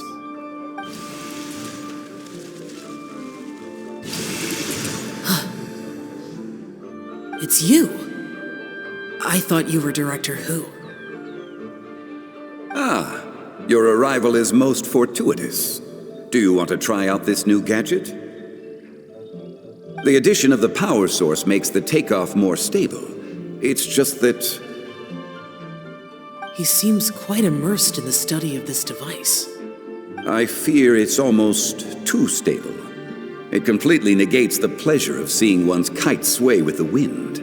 It's a bit of a shame. In truth, I'm here because Director Hu dispatched me to purchase some items in preparation for Lantern Rite. I see.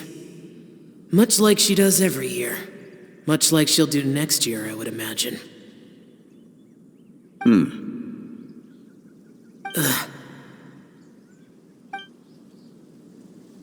Am I wrong? Or has she once again sent you out to buy, what is it, sesame oil or something?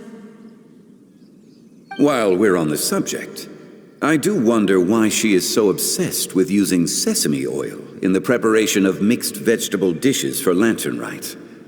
A recommendation from Xiangling, perhaps. What do you think, Xiao? I've only met Director Hu a few times. I'm hardly the best person to ask. Ah, and is that not a sign that you should visit Wangsheng Funeral Parlor more often? It wouldn't hurt to grace the parlor with your presence now and again, when you are otherwise unoccupied. This one here is a traditional kite, one without any equipped mechanical device. Director Hu tasked me with studying the differences between the two to determine which one is of greater merit. Many hands make light work. Perhaps you could test out the other kite for me? All right. I have made my comparisons. If speed is what you're after, the mechanical kite is the better choice. Wonderful. I shall pass that information along to Director Hu. I'll leave these two kites with you. Perhaps you can find a few friends with which to partake in the activity. You might find it to be an enjoyable use of your time. Oh, wait. Who enjoys kite flying?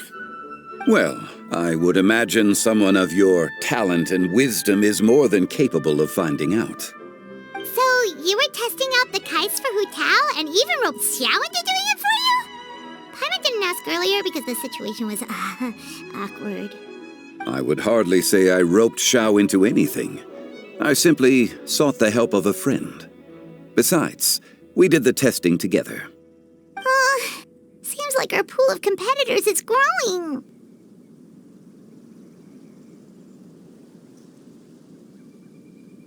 Do you like kite flying, Xiao?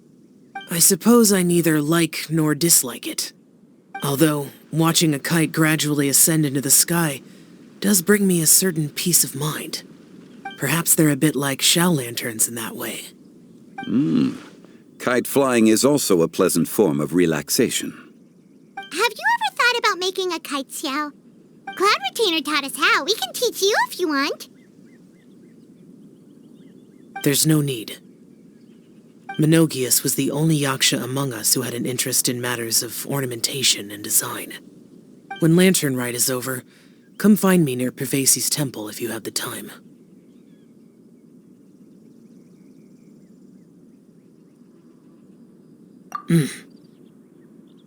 It's getting late.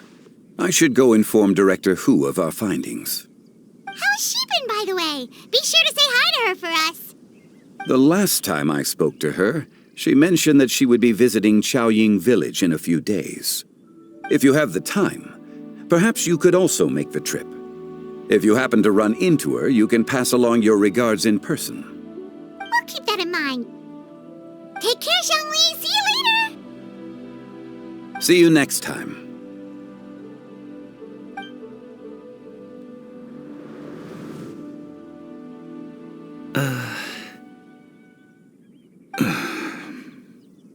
Coming. You can go first. I don't have anything to say. Then I'll go. I still don't want to leave Liyue Harbor. Oh. I can't say I support that decision, but... Hey, let me finish before you get all worked up. Sit, Shenhe, sit. You must be tired from your journey. Shall I pour you a cup of tea, or would you prefer something else to drink? No need. I'm not tired. They're gone, Master. Perfect. The time is nigh for us to make an appearance. Do you remember the plan one recounted to you? Yes, Master. We aim to give them a demonstration of familial love. So I'll have whatever you are having. All right. What are Auntie Xianyun and Shenhe doing here? Just how many people are involved in this scheme? I suppose all I can do is just take a seat and see what happens. Perfect. I just so happen to have bought some Sunglow tea recently. It's quite the delectable variety.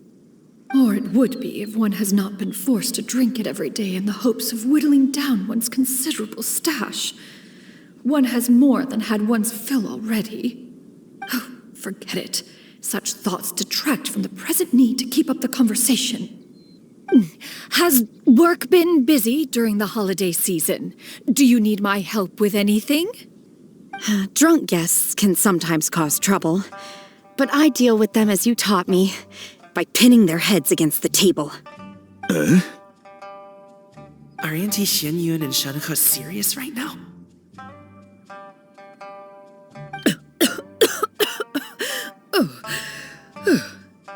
Oh dear. While one was busy orchestrating this act, one seems to have forgotten about Shenhe's various eccentricities. What I meant to ask was, have you made any new friends? We live so far from each other. It would be a great comfort to me to know you were surrounded by good companions. You already know of my past circumstances. Recently, I've been conversing with Guoba in the kitchen at night. Guoba can't talk, but his companionship is a comfort. The poor child. Her one friend can't even talk. I guess maybe Gaming is not doing so bad after all. Perhaps I've been too hard on him. Let's move on, shall we? Do you have any plans for today, Shenhe? How about we do something fun? That sounds about right. Take her to do something fun, and perhaps she'll loosen up a bit. Like we used to do when we would carry stones up and down the mountain from dawn until dusk, picking herbs to eat for dinner along the way. If that is what you ask of me, then that is what I shall do. Dad, here, have some tea. Or no, wait, let's not have any just yet. Yeah. I simply can't listen to that any longer. Coming. I'd like to finish what I was trying to say before. I don't support your decision to stay in Liyue Harbor, because living there is too hard on you. If you come home, there will be people to help you. I'm not saying we have to live under the same roof. I know our personalities are too similar to avoid butting heads. But you'll have your entire family around you. Your aunts, uncles, they'll all do whatever they can to help. You could get a less taxing job, and we could grab dim sum together from time to time. Huh. I didn't know dim sum was such an important affair, Master. Shh. Just think about it, okay? You don't have to decide now. Dad really has changed a lot. He would never have said these things to me before. But thank you, Dad.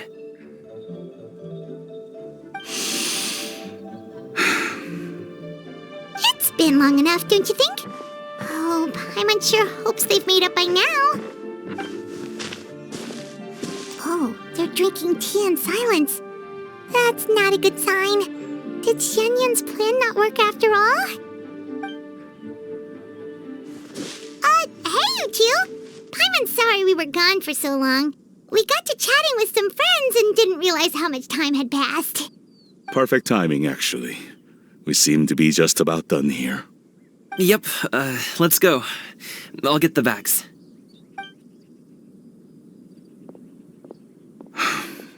Gaming has grown a lot taller, hasn't he?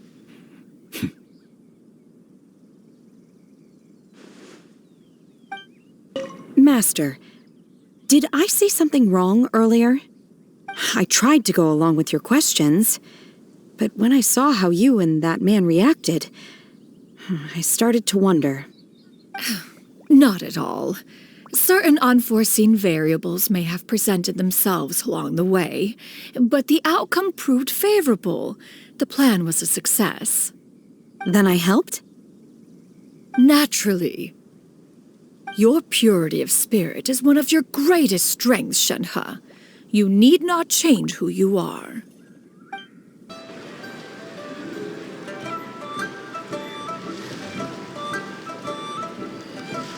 You must be Mr. Ip! Thank you for coming all this way. My name is Charlotte, and I'm a reporter from Fontaine. You can find me writing for the Steambird. I invited you here not just to purchase your fine tea, but also with the hope that you might be willing to sit down for a short interview. What do you say? An interview? To advertise my teas? I suppose you could think of it that way. We Fontainians are big tea drinkers, too. The Fontaine Market. Then I'll need some time to adequately prepare. Perhaps we could sit down and discuss the questions you intend to ask in advance. Of course, of course! Please follow me.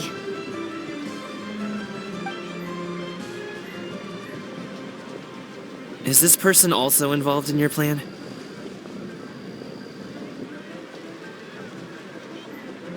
And here I thought I had lots of connections.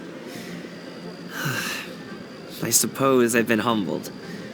You sure know all kinds of cool and important people. Over here! Yoo-hoo! Over here! Huh?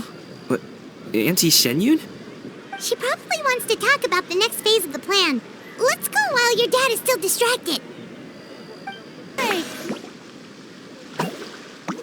I take it that all is going well? Don't worry, Shenyun. Everything is going according to plan. I knew it. I I knew that was all an act earlier. Auntie Xianyun is really something. She was so determined to help me. She didn't even care about making herself and Shanhe appear foolish in front of my family. She truly knows how to look out for others. I still have a lot to learn. As for the next step... Oh no! What's wrong, Gaming? Don't tell me you're the ones footing the bill for all that tea. I can't let you do that. Fret not. Reimbursements will be made. Exactly. Think of it more as an investment, as Ningguang would say. We pooled together the Mora so that Charlotte could place the order. She's gonna bring it back to the Steambird as a gift, as well as a sample of the regional specialty. Fontanians will probably fall in love with your dad's tea as soon as they lay their eyes on Charlotte's article. And once all the money from the new orders begin to roll in, getting our Mora back will be a piece of cake. Oh, okay. Business-related matters always seem to go over my head, but I refuse to let you all lose Mora on my behalf. I'll pay you back right now. We can talk about such matters at a later date.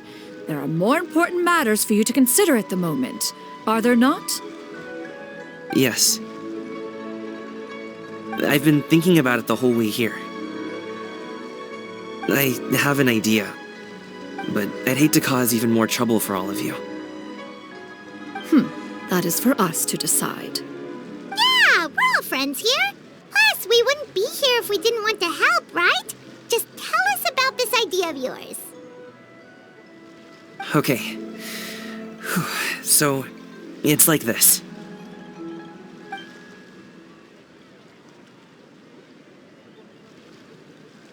Got it. Just leave it to us. Let's split up and make it happen.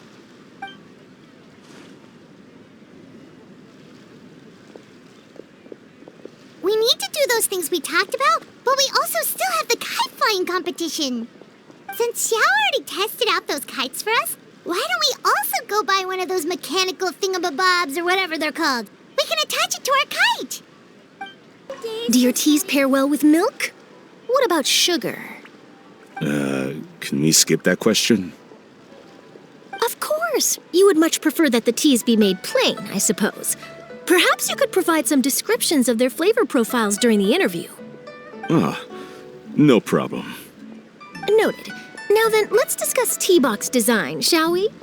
Recently, I've learned a lot about traditional Liyue motifs and their deeper meanings. I was thinking if there was some way to integrate these motifs into the design of the exterior packaging. Now that's an interesting idea. If you ask me, I would probably... Hello again. Welcome back. I see you returned from your trip. I really do have to thank you for all your help from before. Thanks to you, my daughter was able to build a kite with her grandmother that very same day. She even wrote a long letter telling me how much she loved it. Oh, you should really be thanking Gaming, not us. I'll be sure to. And are you here to buy a kite? Please, take your pick. Oh, we already have a kite. We wanted to buy one of those, device thingies from Fontaine. Do you sell them separately? Yes.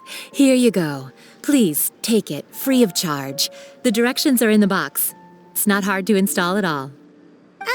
It doesn't feel right for us to just take it. Well, nor would it feel right for me to take your Mora. Good luck in the kite flying competition. I'll be rooting for you. All right then, thank you.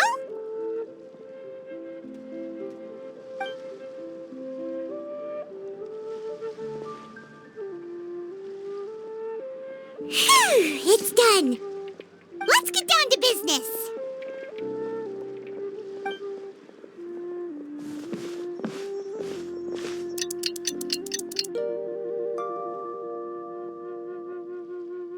Looks like we finished everything we needed to do. Let's find a good place and put this thing into the sky. All from my time with the Crux.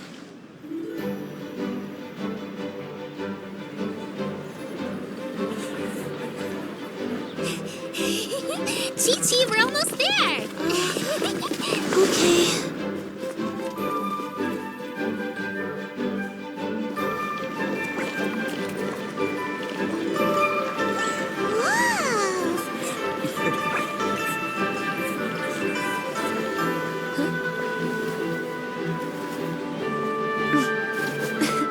Come here, allow me.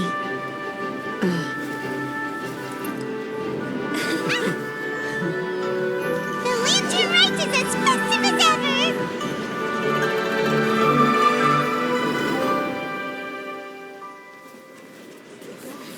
Huh? Oh, what's going on? Did something happen? What should we do? Oh, should we get the Millilith?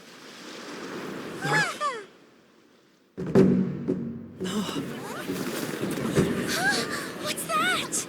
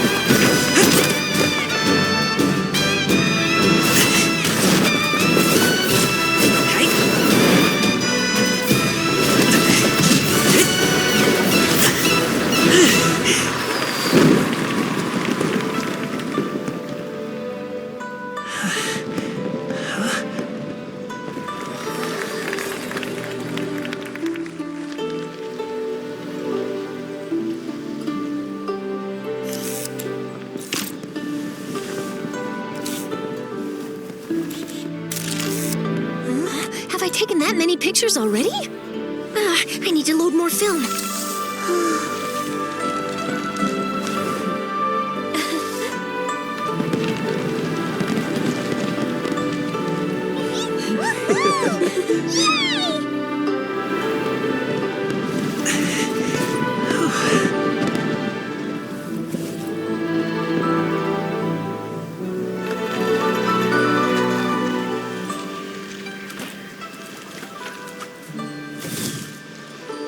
Wait, the wind. Oh my gosh! Mommy, I want a big kite like that too! Do you see that kite way out in front? It's so beautiful!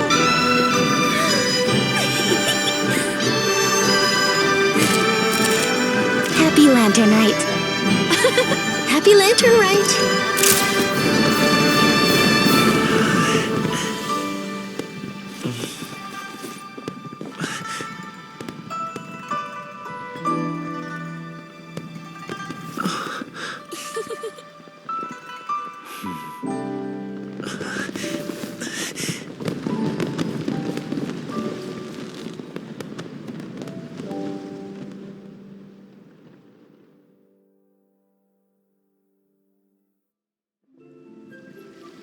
Gaming's performance was so cool, Paimon almost wanted to join in! You saw that, right, Traveler? Let's go find him! Oh! He's over there! Talking to his dad!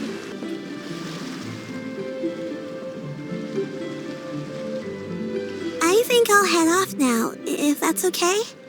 Thank you, little girl. Do you want us to walk you back? No need, no need. Master is waiting for me right over there.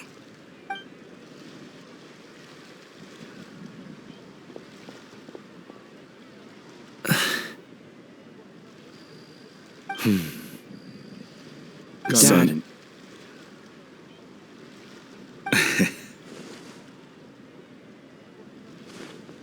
I suppose I'll go first this time.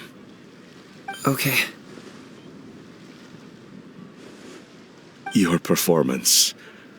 I've seen many wushou dances in my time, but I've gotta admit, what you pulled off there was breathtaking. Wow. I never thought I'd live to hear you say that. You're serious about doing this professionally? Absolutely. I know it'll be difficult, but... Then it doesn't matter. What I mean to say is, of course it'll be difficult. But if that's your decision, if that's your dream, then it doesn't matter how difficult it is. As long as you put in the work, then any obstacle can be overcome in time. Really, when I was young, I also... Actually, how about we save that story of my past for another time? All I really want to say is, I've changed my mind. And much like this kite, you also deserve to soar to new heights. Dad. Son. Son? Haven't heard that in a while. I bet you're wondering what's gotten into me saying all this. Well, a little bit, yeah. Anyway, I know I've never found the chance to say this before, but... to me, Gaming, you've always been a great kid.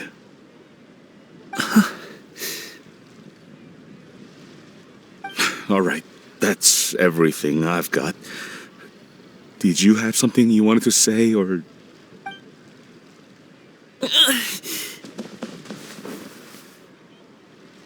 Seeing the two of them talk things through like this really gives Paimon a sense of accomplishment.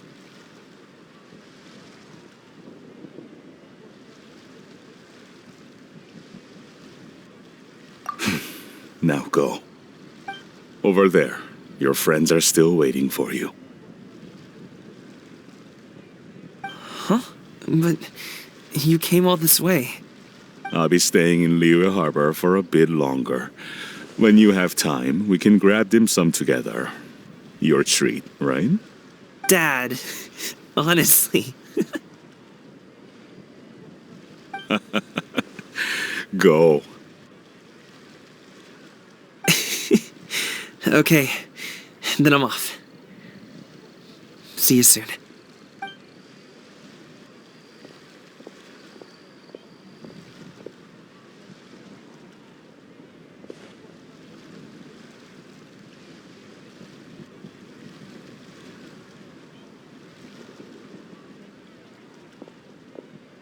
That's quite the smile you've got there, Gaming. Really? It's nothing to be embarrassed about.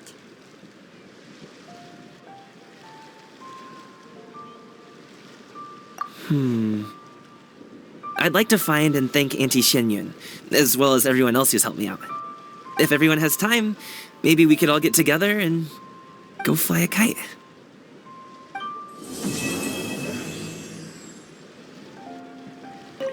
Lantern Rite was simply amazing.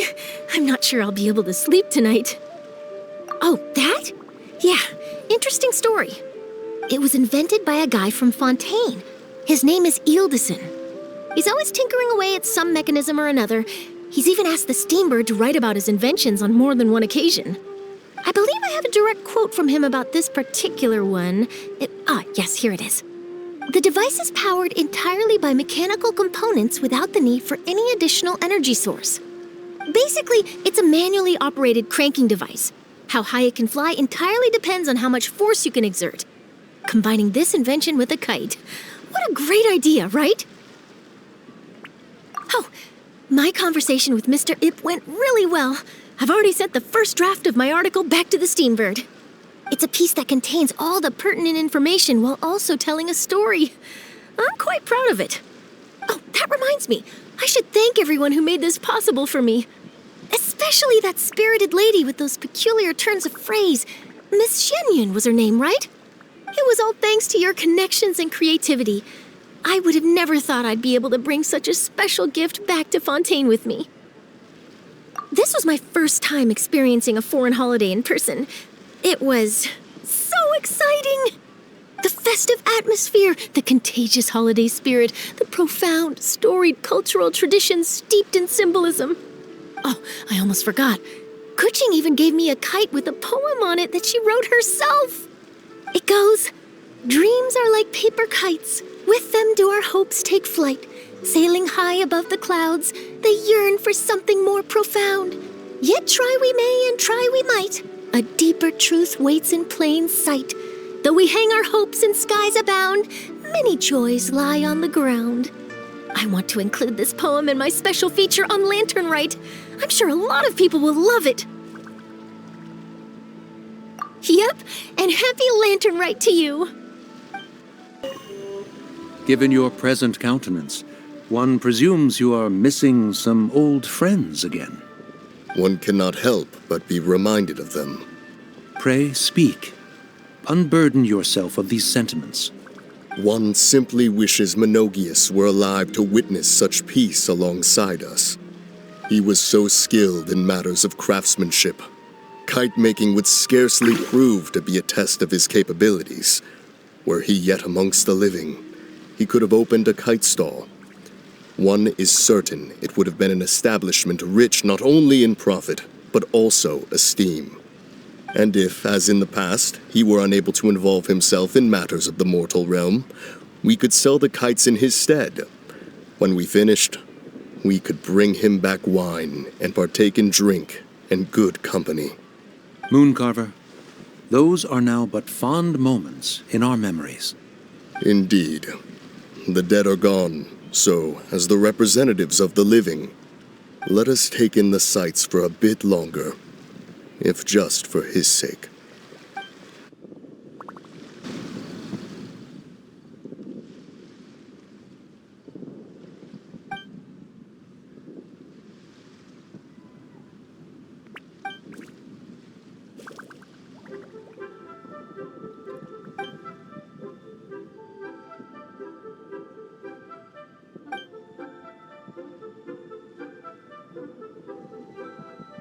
Our kite is so high up.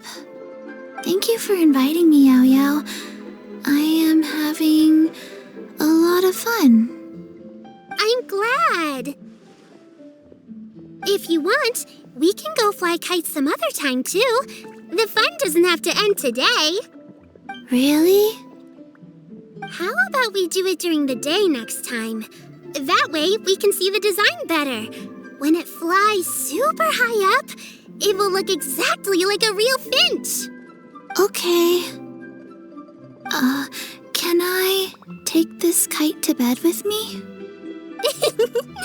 But of course. I don't get it. Is something wrong, Shenhe? Tell me. Perhaps I can help. The color black doesn't get dirty easily, so I thought this outfit would be acceptable to wear to work. But Xiangling told me it was inappropriate. But inappropriate? How? She probably just meant the outfit isn't suitable for that particular environment and occasion. But for a festival gathering with friends, a nighttime stroll, or an important banquet, your outfit is more than appropriate, Shenhe. So you're saying it's only something I should wear in front of important people? I suppose that's another way to think of it. One may have won the kite-flying competition, Yu Heng, but this prize should truly be reserved for another. You need not be so humble, Honored Adeptus. Among all the kites, yours was quite literally a cut above the rest. Please accept this prize. You deserve it.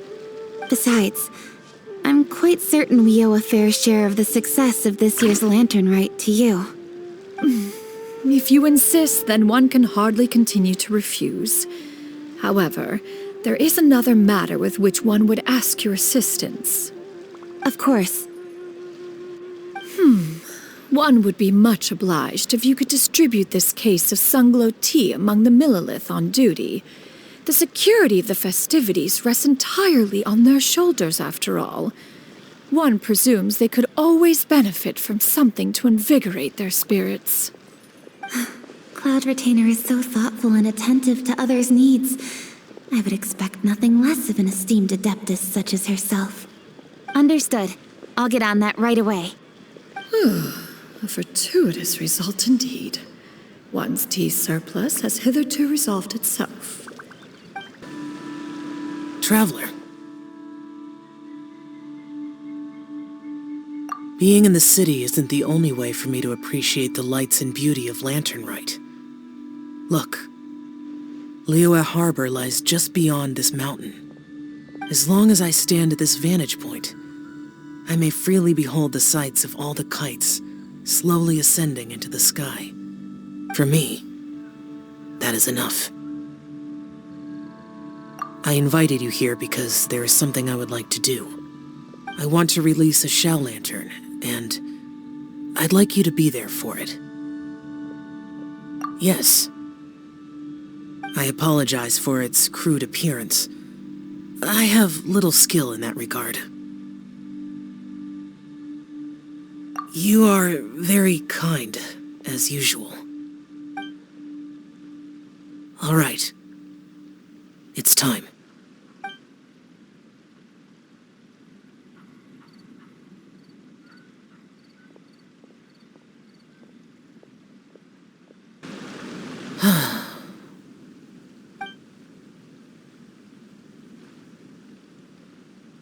Traveler. Thank you. Oh, Paimon almost forgot! Didn't Zhongli say Hu Tao was also planning on spending some time in Xiaoying Village? We didn't have anything else to do today, right? Why don't we go have a look around? Maybe we'll run into her.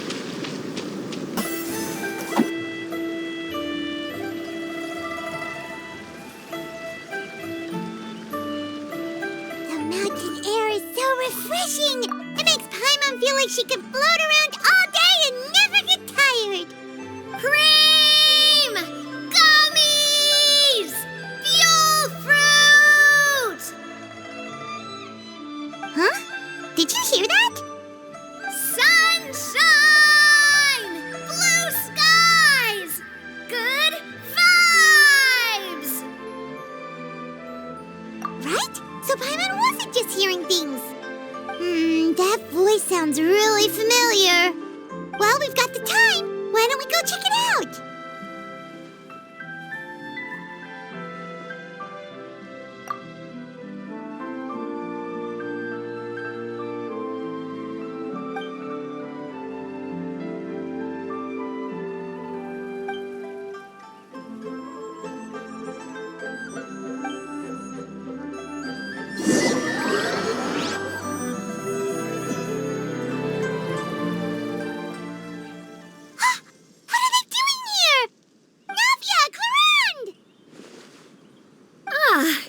If it isn't my dear partners. See, I told you that something good was going to happen during our travels today. I have to say, sometimes the Steambird's astrology column is spot on. It's just your lucky day. Are you guys also here to catch the festivities? Oh, and that reminds me. Happy Lantern Rite. Happy Lantern Rite. Happy Lantern Rite to you, too! Wait, if you're here for Lantern Rite, then what are you doing on top of this deserted mountain? And that voice we heard, that was you, right, Navia? Oh, impressive. You could tell it was me from that far away. You've got good ears. That or your voice is just really loud. Well, of course it is. After all, I'm a boss. Indeed. I suppose it's an asset. Sure is! Having a loud voice is a handy tool when it comes to communication. Wait. That wasn't even Paimon's point. Paimon just wants to know why you two were shouting from the top of this deserted mountain. There was something about almonds, maybe? And buell fruit? Ooh, is it some sort of secret code? No, it's not a code. The words are meaningless. Perhaps, But the act of shouting was very meaningful indeed. That's just what mountain climbers do, right? After all the hard work it takes to make it to the top, as you stand on the summit looking out at the vast scenery, it's not easy to resist the urge to release those emotions.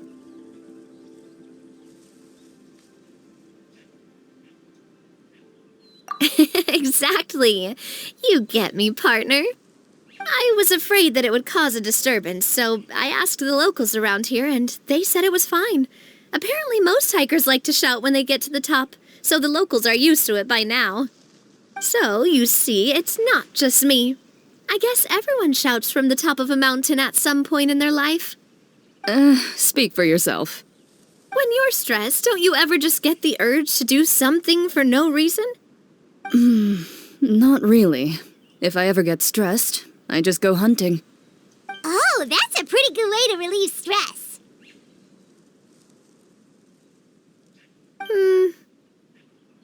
What I choose to hunt depends on my mood. Huh?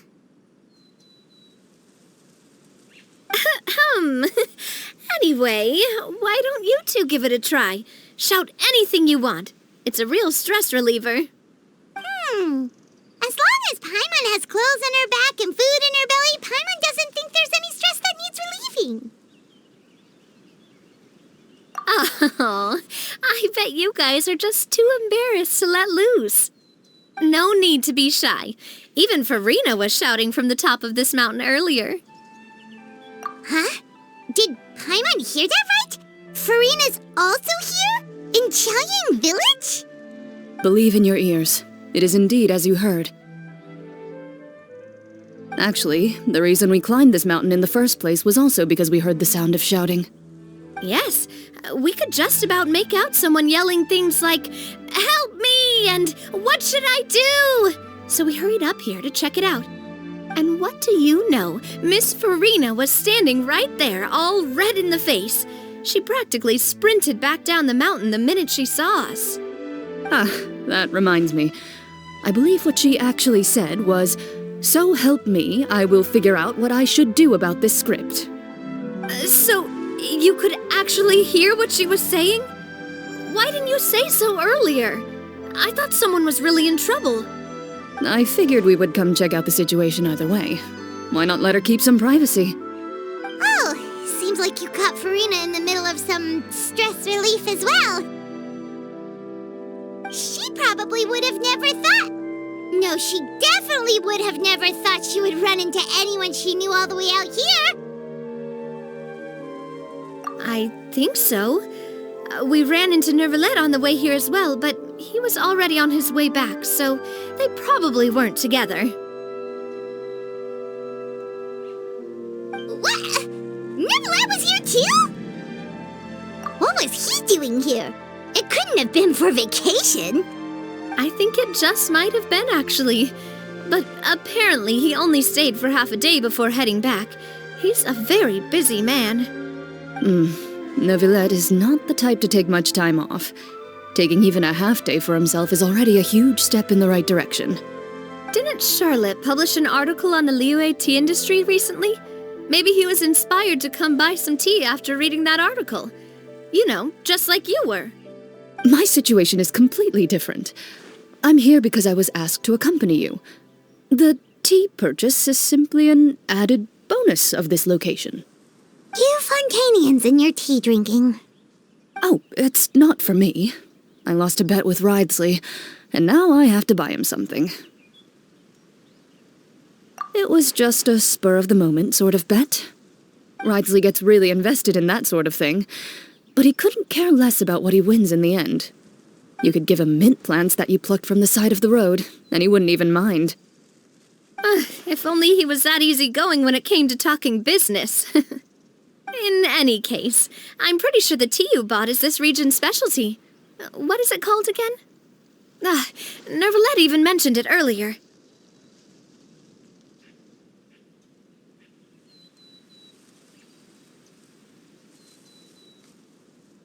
Yes, that's the one. You didn't really buy 10 boxes, did you? Please, do I look like someone who would fall for that sort of marketing trap? That reminds me. You guys said you only came up here because you heard my voice, right? I hope it didn't put you out. You must have had other plans for the day. Oh, that's right. Who tell? A few days ago, we heard that a friend was going to be in Qiaoying Village, so we decided to come and see if we could run into her. Oh dear. We've been chatting for quite some time. I'm sorry for keeping you.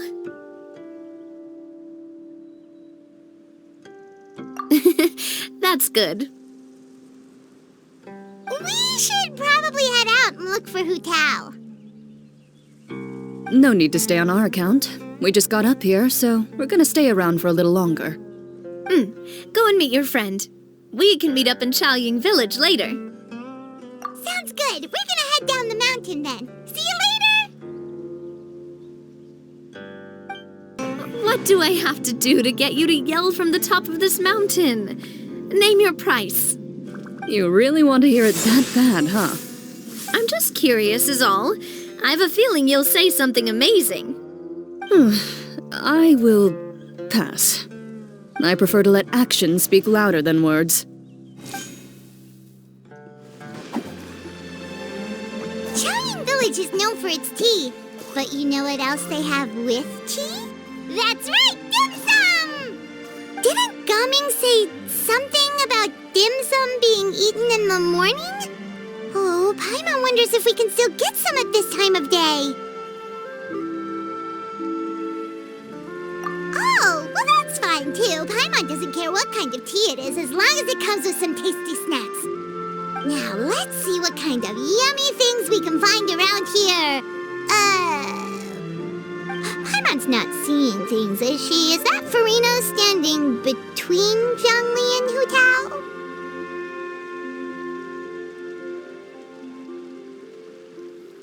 Wonder what they're talking about. Zhongli knows a lot of stuff. Maybe he's telling Farina about Qiaoying Village. Oh, or maybe Hu Tao is trying to rope Farina into being one of her clients. Hey, this isn't the Fortress of Meropide. But Paimon could be convinced for the right price. Let's say loser buys the winner 3 huge bowls of seafood kanji. Since Zhongli is there, Paimon bets things are pretty tame. It's decided then. Paimon votes for tour guide Zhongli. All right, no time to waste. Let's go see who's right.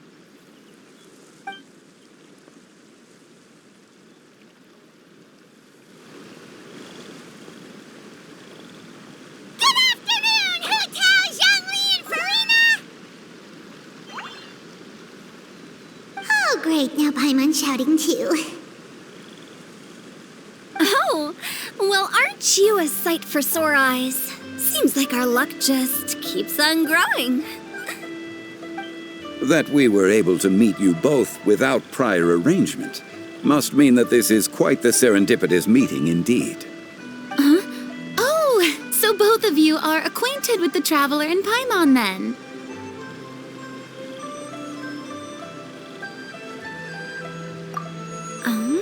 Looks like someone's learned a thing or two from Zhongli. I must admit, I'm a bit surprised to see you here, Traveler. But seeing as you're a hero who's been all over to that, it makes sense that you would be well-traveled and well-connected. Since we have found ourselves in each other's company within this fertile land, allow me to take this opportunity to wish you a happy Lantern Rite. It appears you have been to Fontaine, then. Given your proclivity to spread good deeds wherever you go, it's no surprise that you would make the acquaintance of a celebrity as illustrious and celebrated as Miss Farina. That's quite high praise. What I mean to say is, you flatter me, Mr. Zhongli. Although I've built up a certain following within Fontaine, it is no reflection of strength or wisdom. I stand before you right now as nothing more than an ordinary traveler in search of beautiful scenery and creative inspiration. There is definitely more to Mr. Zhongli than meets the eye. I could tell as much from our conversation earlier. Given his breadth of knowledge on both academic and worldly matters, there's no way he hasn't heard about what happened in Fontaine. Is he just feigning ignorance for my benefit? No. You're no common tourist. I simply won't have you talk about yourself that way. Oh, does that mean Hu Tao also knows? You may not have heard, friends, but... Miss Hu Tao... Miss Farina is now one of my esteemed clients. Yep.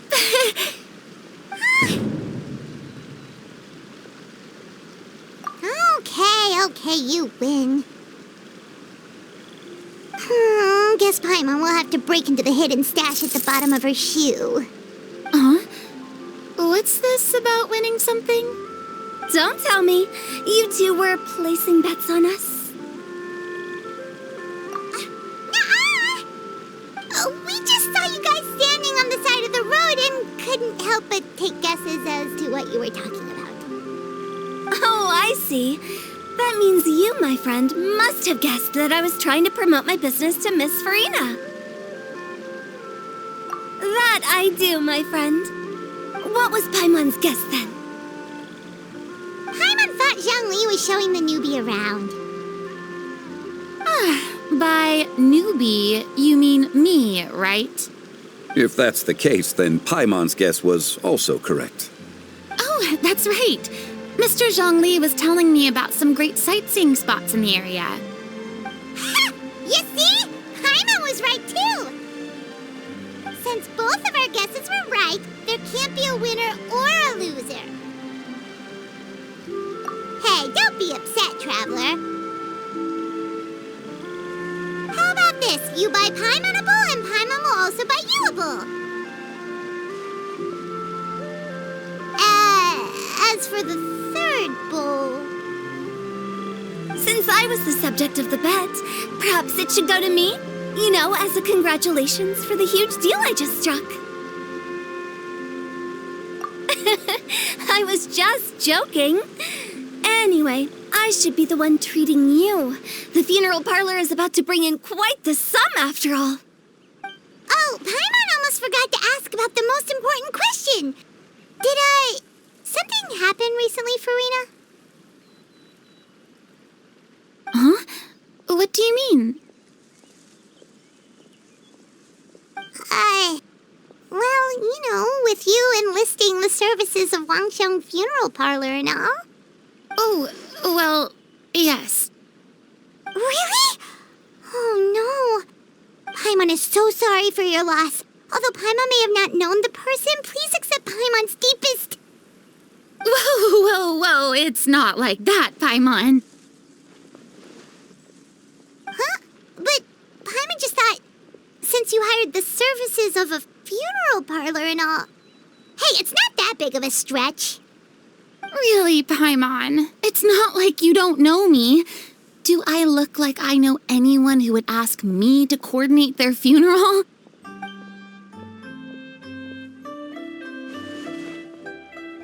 Miss Hu Tao is simply helping prepare some props for my film. Not too long ago, I read a collection of horror stories from Liyue.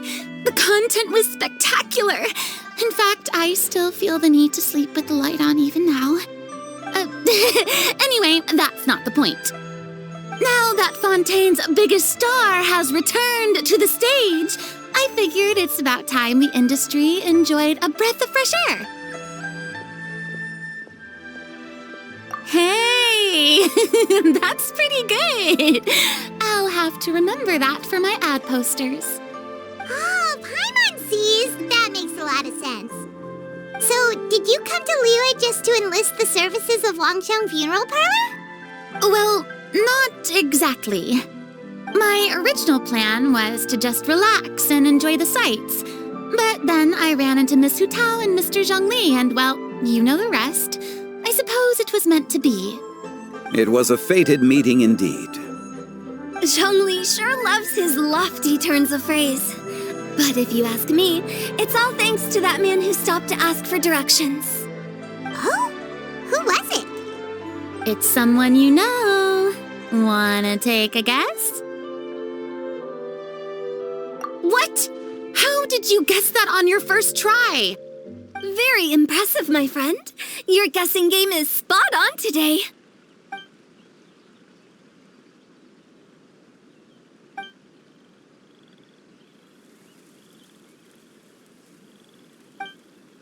Huh. Paimon never thought Neuvillette would be the type to get lost. I'm sure he didn't get lost. Even I was able to find my way to this place without any trouble. He was already getting ready to leave by the time I arrived. He just wanted to ask someone about the quickest way to get back to Fontaine. Yup, that's exactly what he asked.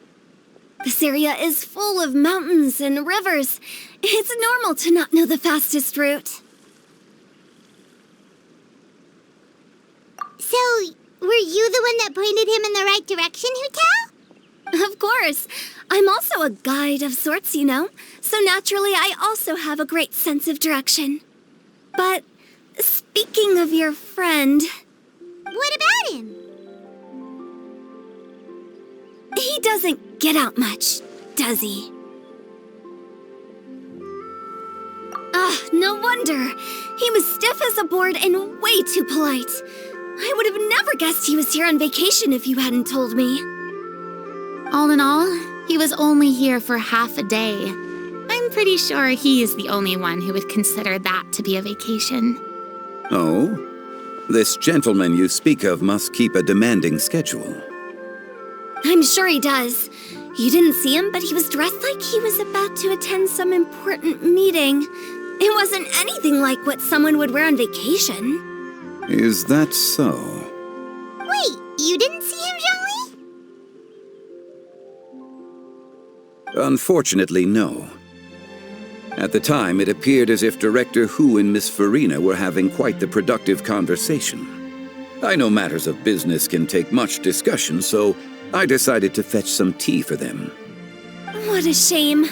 That gentleman seemed like a sophisticated sort of guy. I actually think you two would have hit it off. Is that so?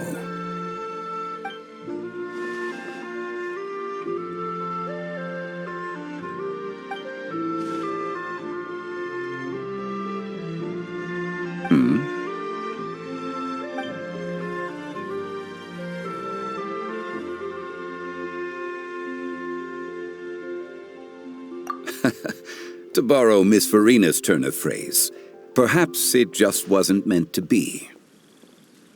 Well, with the traveler around, I'm sure you'll have a chance to get to know each other at some point. That's right. He's got more friends than he knows what to do with. Well, that's certainly true. Oh, that reminds me. If you get the chance, you should try and talk to Neuvillette into loosening up a bit. Just tell him the Palais Mermonia isn't going to fall apart if he disappears for a few days. He shouldn't keep himself cooped up all the time. Even clams open their shells to let in fresh water every once in a while, right? If he's really that much of a stickler for protocol, he can fill out a leave of absence request. He'd have to approve it himself since he handles that sort of thing now, but you know what I mean.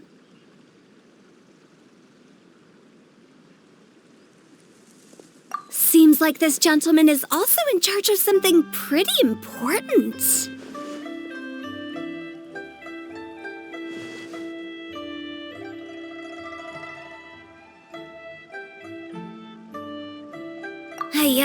Sounds like a pretty uptight sort of guy, all right. In my experience, a leader needs to be able to roll with the punches. That also includes knowing when and what to prioritize. It seems like your friend still has a lot of growing to do. If I remember correctly, he's already several thousands of years old. You're quite right, Miss Hu-Tao. Oh? Traveler, Miss Farina, Those two individuals over there appear to recognize you. Oh, it's Navia and Clorand. Hey, over here!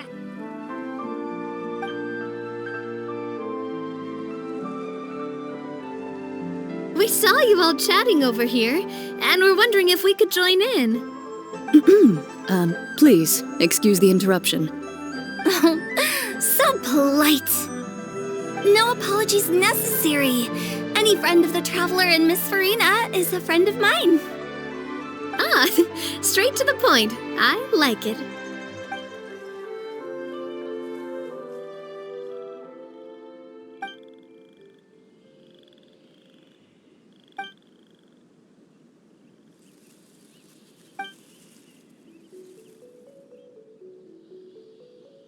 It's getting late. If we want to catch a boat back before dark, we should probably get going. Indeed. Then, Miss Farina. Oh, yes? When are you planning to head back? Do you need us to escort you? Oh, I don't think that will be necessary. I mean, you're not my subordinate anymore. You don't need to look after me. I didn't mean it that way. It's normal for friends to travel home together if they run into each other on the road. There are a lot of mountainous roads in this area. I imagine they'll be even harder to navigate after dark. Exactly! Just like in those ghost stories. 8 paths converge in a wood. Beside them an old house is stood. If you dare to go inside, not a soul will greet your eye. But if you take a closer look, there may be something you mistook. A candle flickers to and fro, yet there is no wind to make it so. What is its secret? What could it mean? In this wood, where mystery screams. Ooh.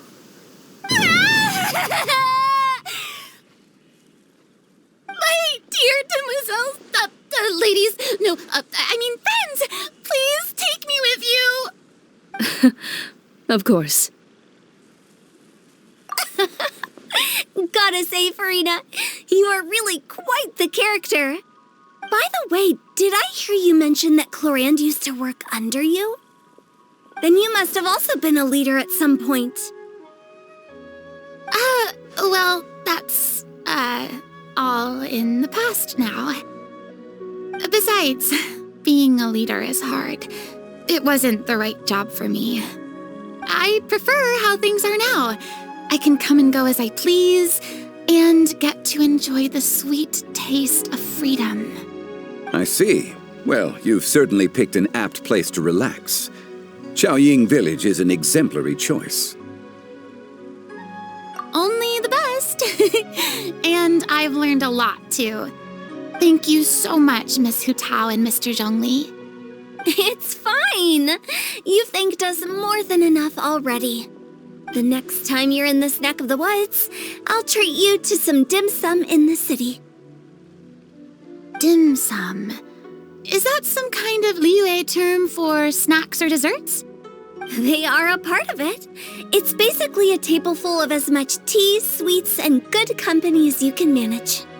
Oh, so it's basically a tea party. Sounds great. Make sure to order the winter melon cake and the lotus flower crisp. They're so sweet and delicious, Paimon knows you'll love them. Ooh, okay. I'll be looking forward to it then. Wait, but didn't you guys say you were here on vacation? How come you're all going home empty-handed? Of course I am. I bought tons of fun things to bring home with me. A kite, a parasol, a little tin frog that jumps. Oh, and a stuffed toy of a mythical beast. Clorand is the one who didn't buy anything for herself. So all you're bringing back with you is that tea? And some tea-flavored hard candies. They're for Sijwin. Clorand isn't much of a shopaholic. Well, one of us has to practice restraint. Hey, I'm hardly reckless with my Mora. I'll have you know, all the purchases I made today were well within my budget. Me? Oh, well, I bought some tea, of course. I just had to try all the varieties recommended in the Steambird. Other than that, just some bits and bobs, you know. A little bit of this, little bit of that. They should all be things I can use, I think.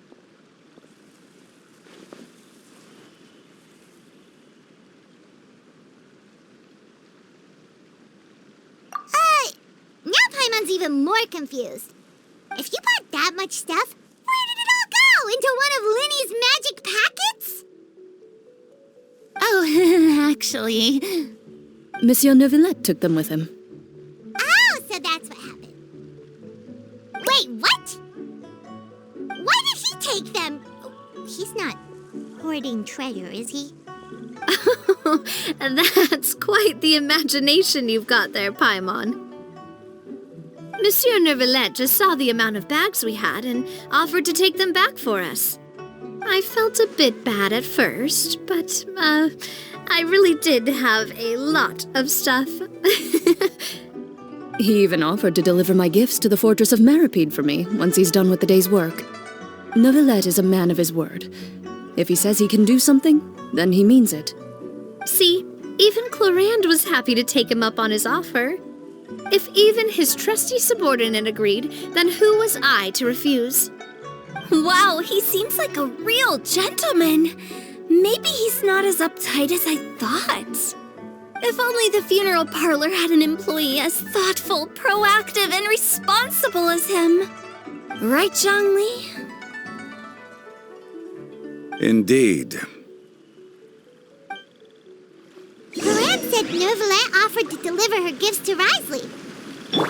So if we go to the entrance of the Fortress of Meripede, maybe we'll run into Neuvillette.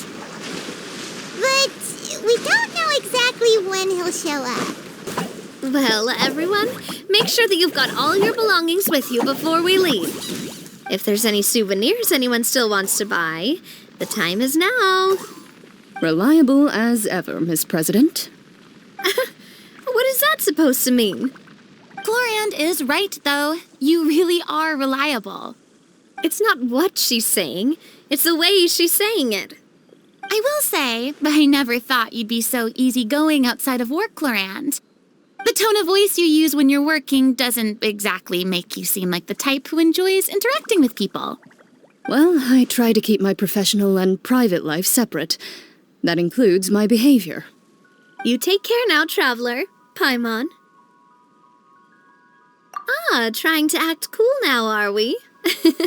Well, I guess it's not an act for you, is it? You are indeed quite strong.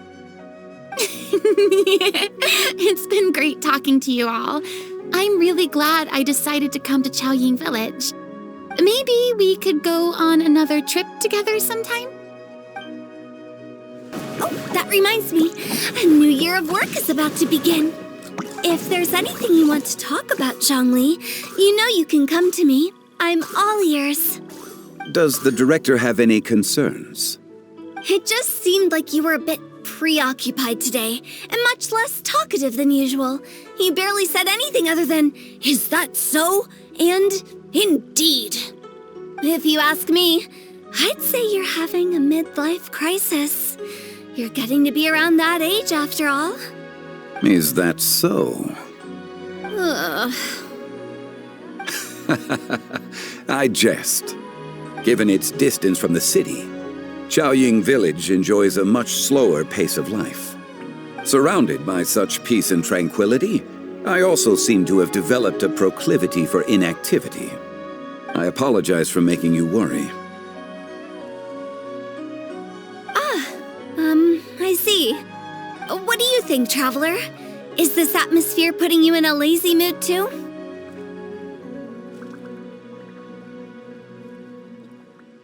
Wow, you are getting really good at these kinds of lines. Indeed. Look, it's Neuvillette! We lucked out!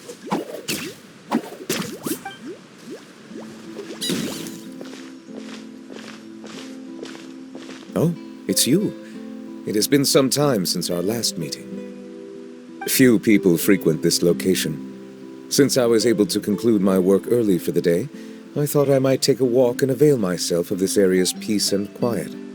You call this early? Do you always work this late, Neuvillette? Strictly speaking, that depends on the agenda for the day. I am hardly bereft of time, however, so working late is of little consequence to me. Really? If you have so much time on your hands, then why did you only go to Chaoying Village for half a day? First, I should clarify that I was referring to my lifespan, rather than the time at my disposal on any given day. Second, I was unaware you possessed knowledge of my trip to Chaoying Village. I see. Thank you for informing me. Yes, they have been safely delivered. I have to hand it to Clorande. Just a simple gift delivery, and she has the great and mighty Udex at her beck and call. I was just passing through. It was merely an act of convenience. All right. Then I hereby confirm receipt of the goods on behalf of the staff of the Fortress of Meripede. A verbal receipt of confirmation? Is such a formality really necessary for a small matter such as this? Guess not. This quantity of tea, though, seems a little excessive for a gift, don't you think? Before you know it, they'll start accusing me of taking bribes. About that. Much of that is my own excess, I'm afraid. Oh? Why? What happened? It was buy 10 boxes, get half off. Ah, that explains it then. Well, go ahead and leave them to me. I'll get through this stash as fast as I can. You have my thanks. Oh, there's something else I'd like to give to you. This is a stone slate, engraved with a symbolic design. While that is an apt description, it is in actuality a legal codex. A legal codex, huh? Before the advent of modern writing utensils, information was recorded on stone slabs such as this. The law was no different. Okay. Since ancient times, the scales of justice have symbolized the fairness and impartiality of judiciousness. As a tribute to that sentiment, this slate was designed after a traditional legal codex and engraved with a symbol instead of text. During my travels recently, I chanced upon a roadside stall offering tourists the opportunity to try their hand at the ceramic arts, so I decided to have a go. We joked with Clorande some time ago about gifting you a legal codex. So, here you go. Ah, so that's what this is about. I did not expect you to remember it as well. In any case, I hope this can be considered as a reasonable attempt to join in on the banter. It is a very good attempt. I suppose I shouldn't be surprised. Even your sense of humor centers around the law. That's an impressive level of commitment. Well, a gift of this significance deserves to be put on display, and I know just the place. Front and center in the Fortress's showroom. Surely there's no need for such a grand gesture. Just kidding. I don't have anything like a showroom. But we do have a storage room. We can put it next to all the mechanical parts Sijuin has collected. That sounds good to me. So that's what you were doing in Chaoying Village.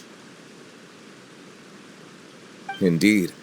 Of course, while I was there, I also took the opportunity to taste the local spring water.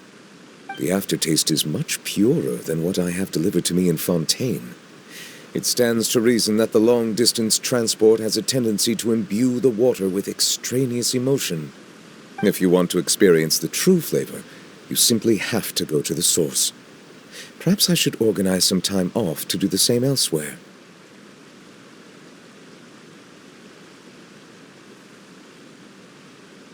Then we are of the same mind. It appears my desire is justified. If you say so, but you know you don't have to justify a vacation, right? You can just take one. After all, you're hardly bereft of time. You can do whatever you want. You're quite right.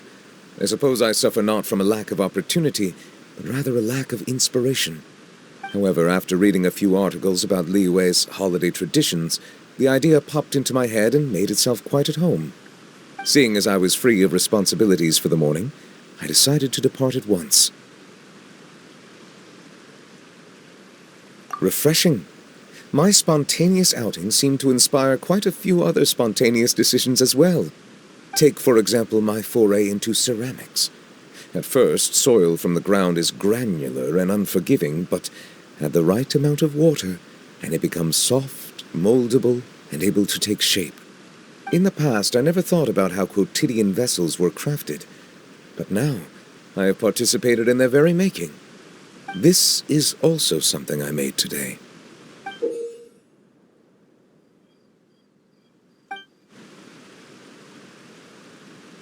That's a ladle? Paimon thought it was supposed to be some long-necked sea creature. That was indeed one of my inspirations. Really? You like it? To tell you the truth, given your unexpected arrival, I find myself quite unequipped to give you the welcome you deserve. Around such an important holiday such as this, human custom would dictate that gifts should be in order. But I'm afraid this is all I can offer. If you'll have it, that is. That is precisely why it would do me such a great honor if you accepted. You are most welcome. Happy Lantern Rite.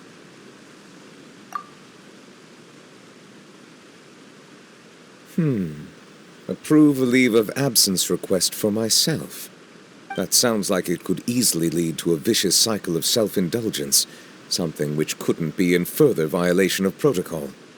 But I suppose I understand her point. My proclivity to refrain from personal outings does, in part, originate from a sense of responsibility toward my duties.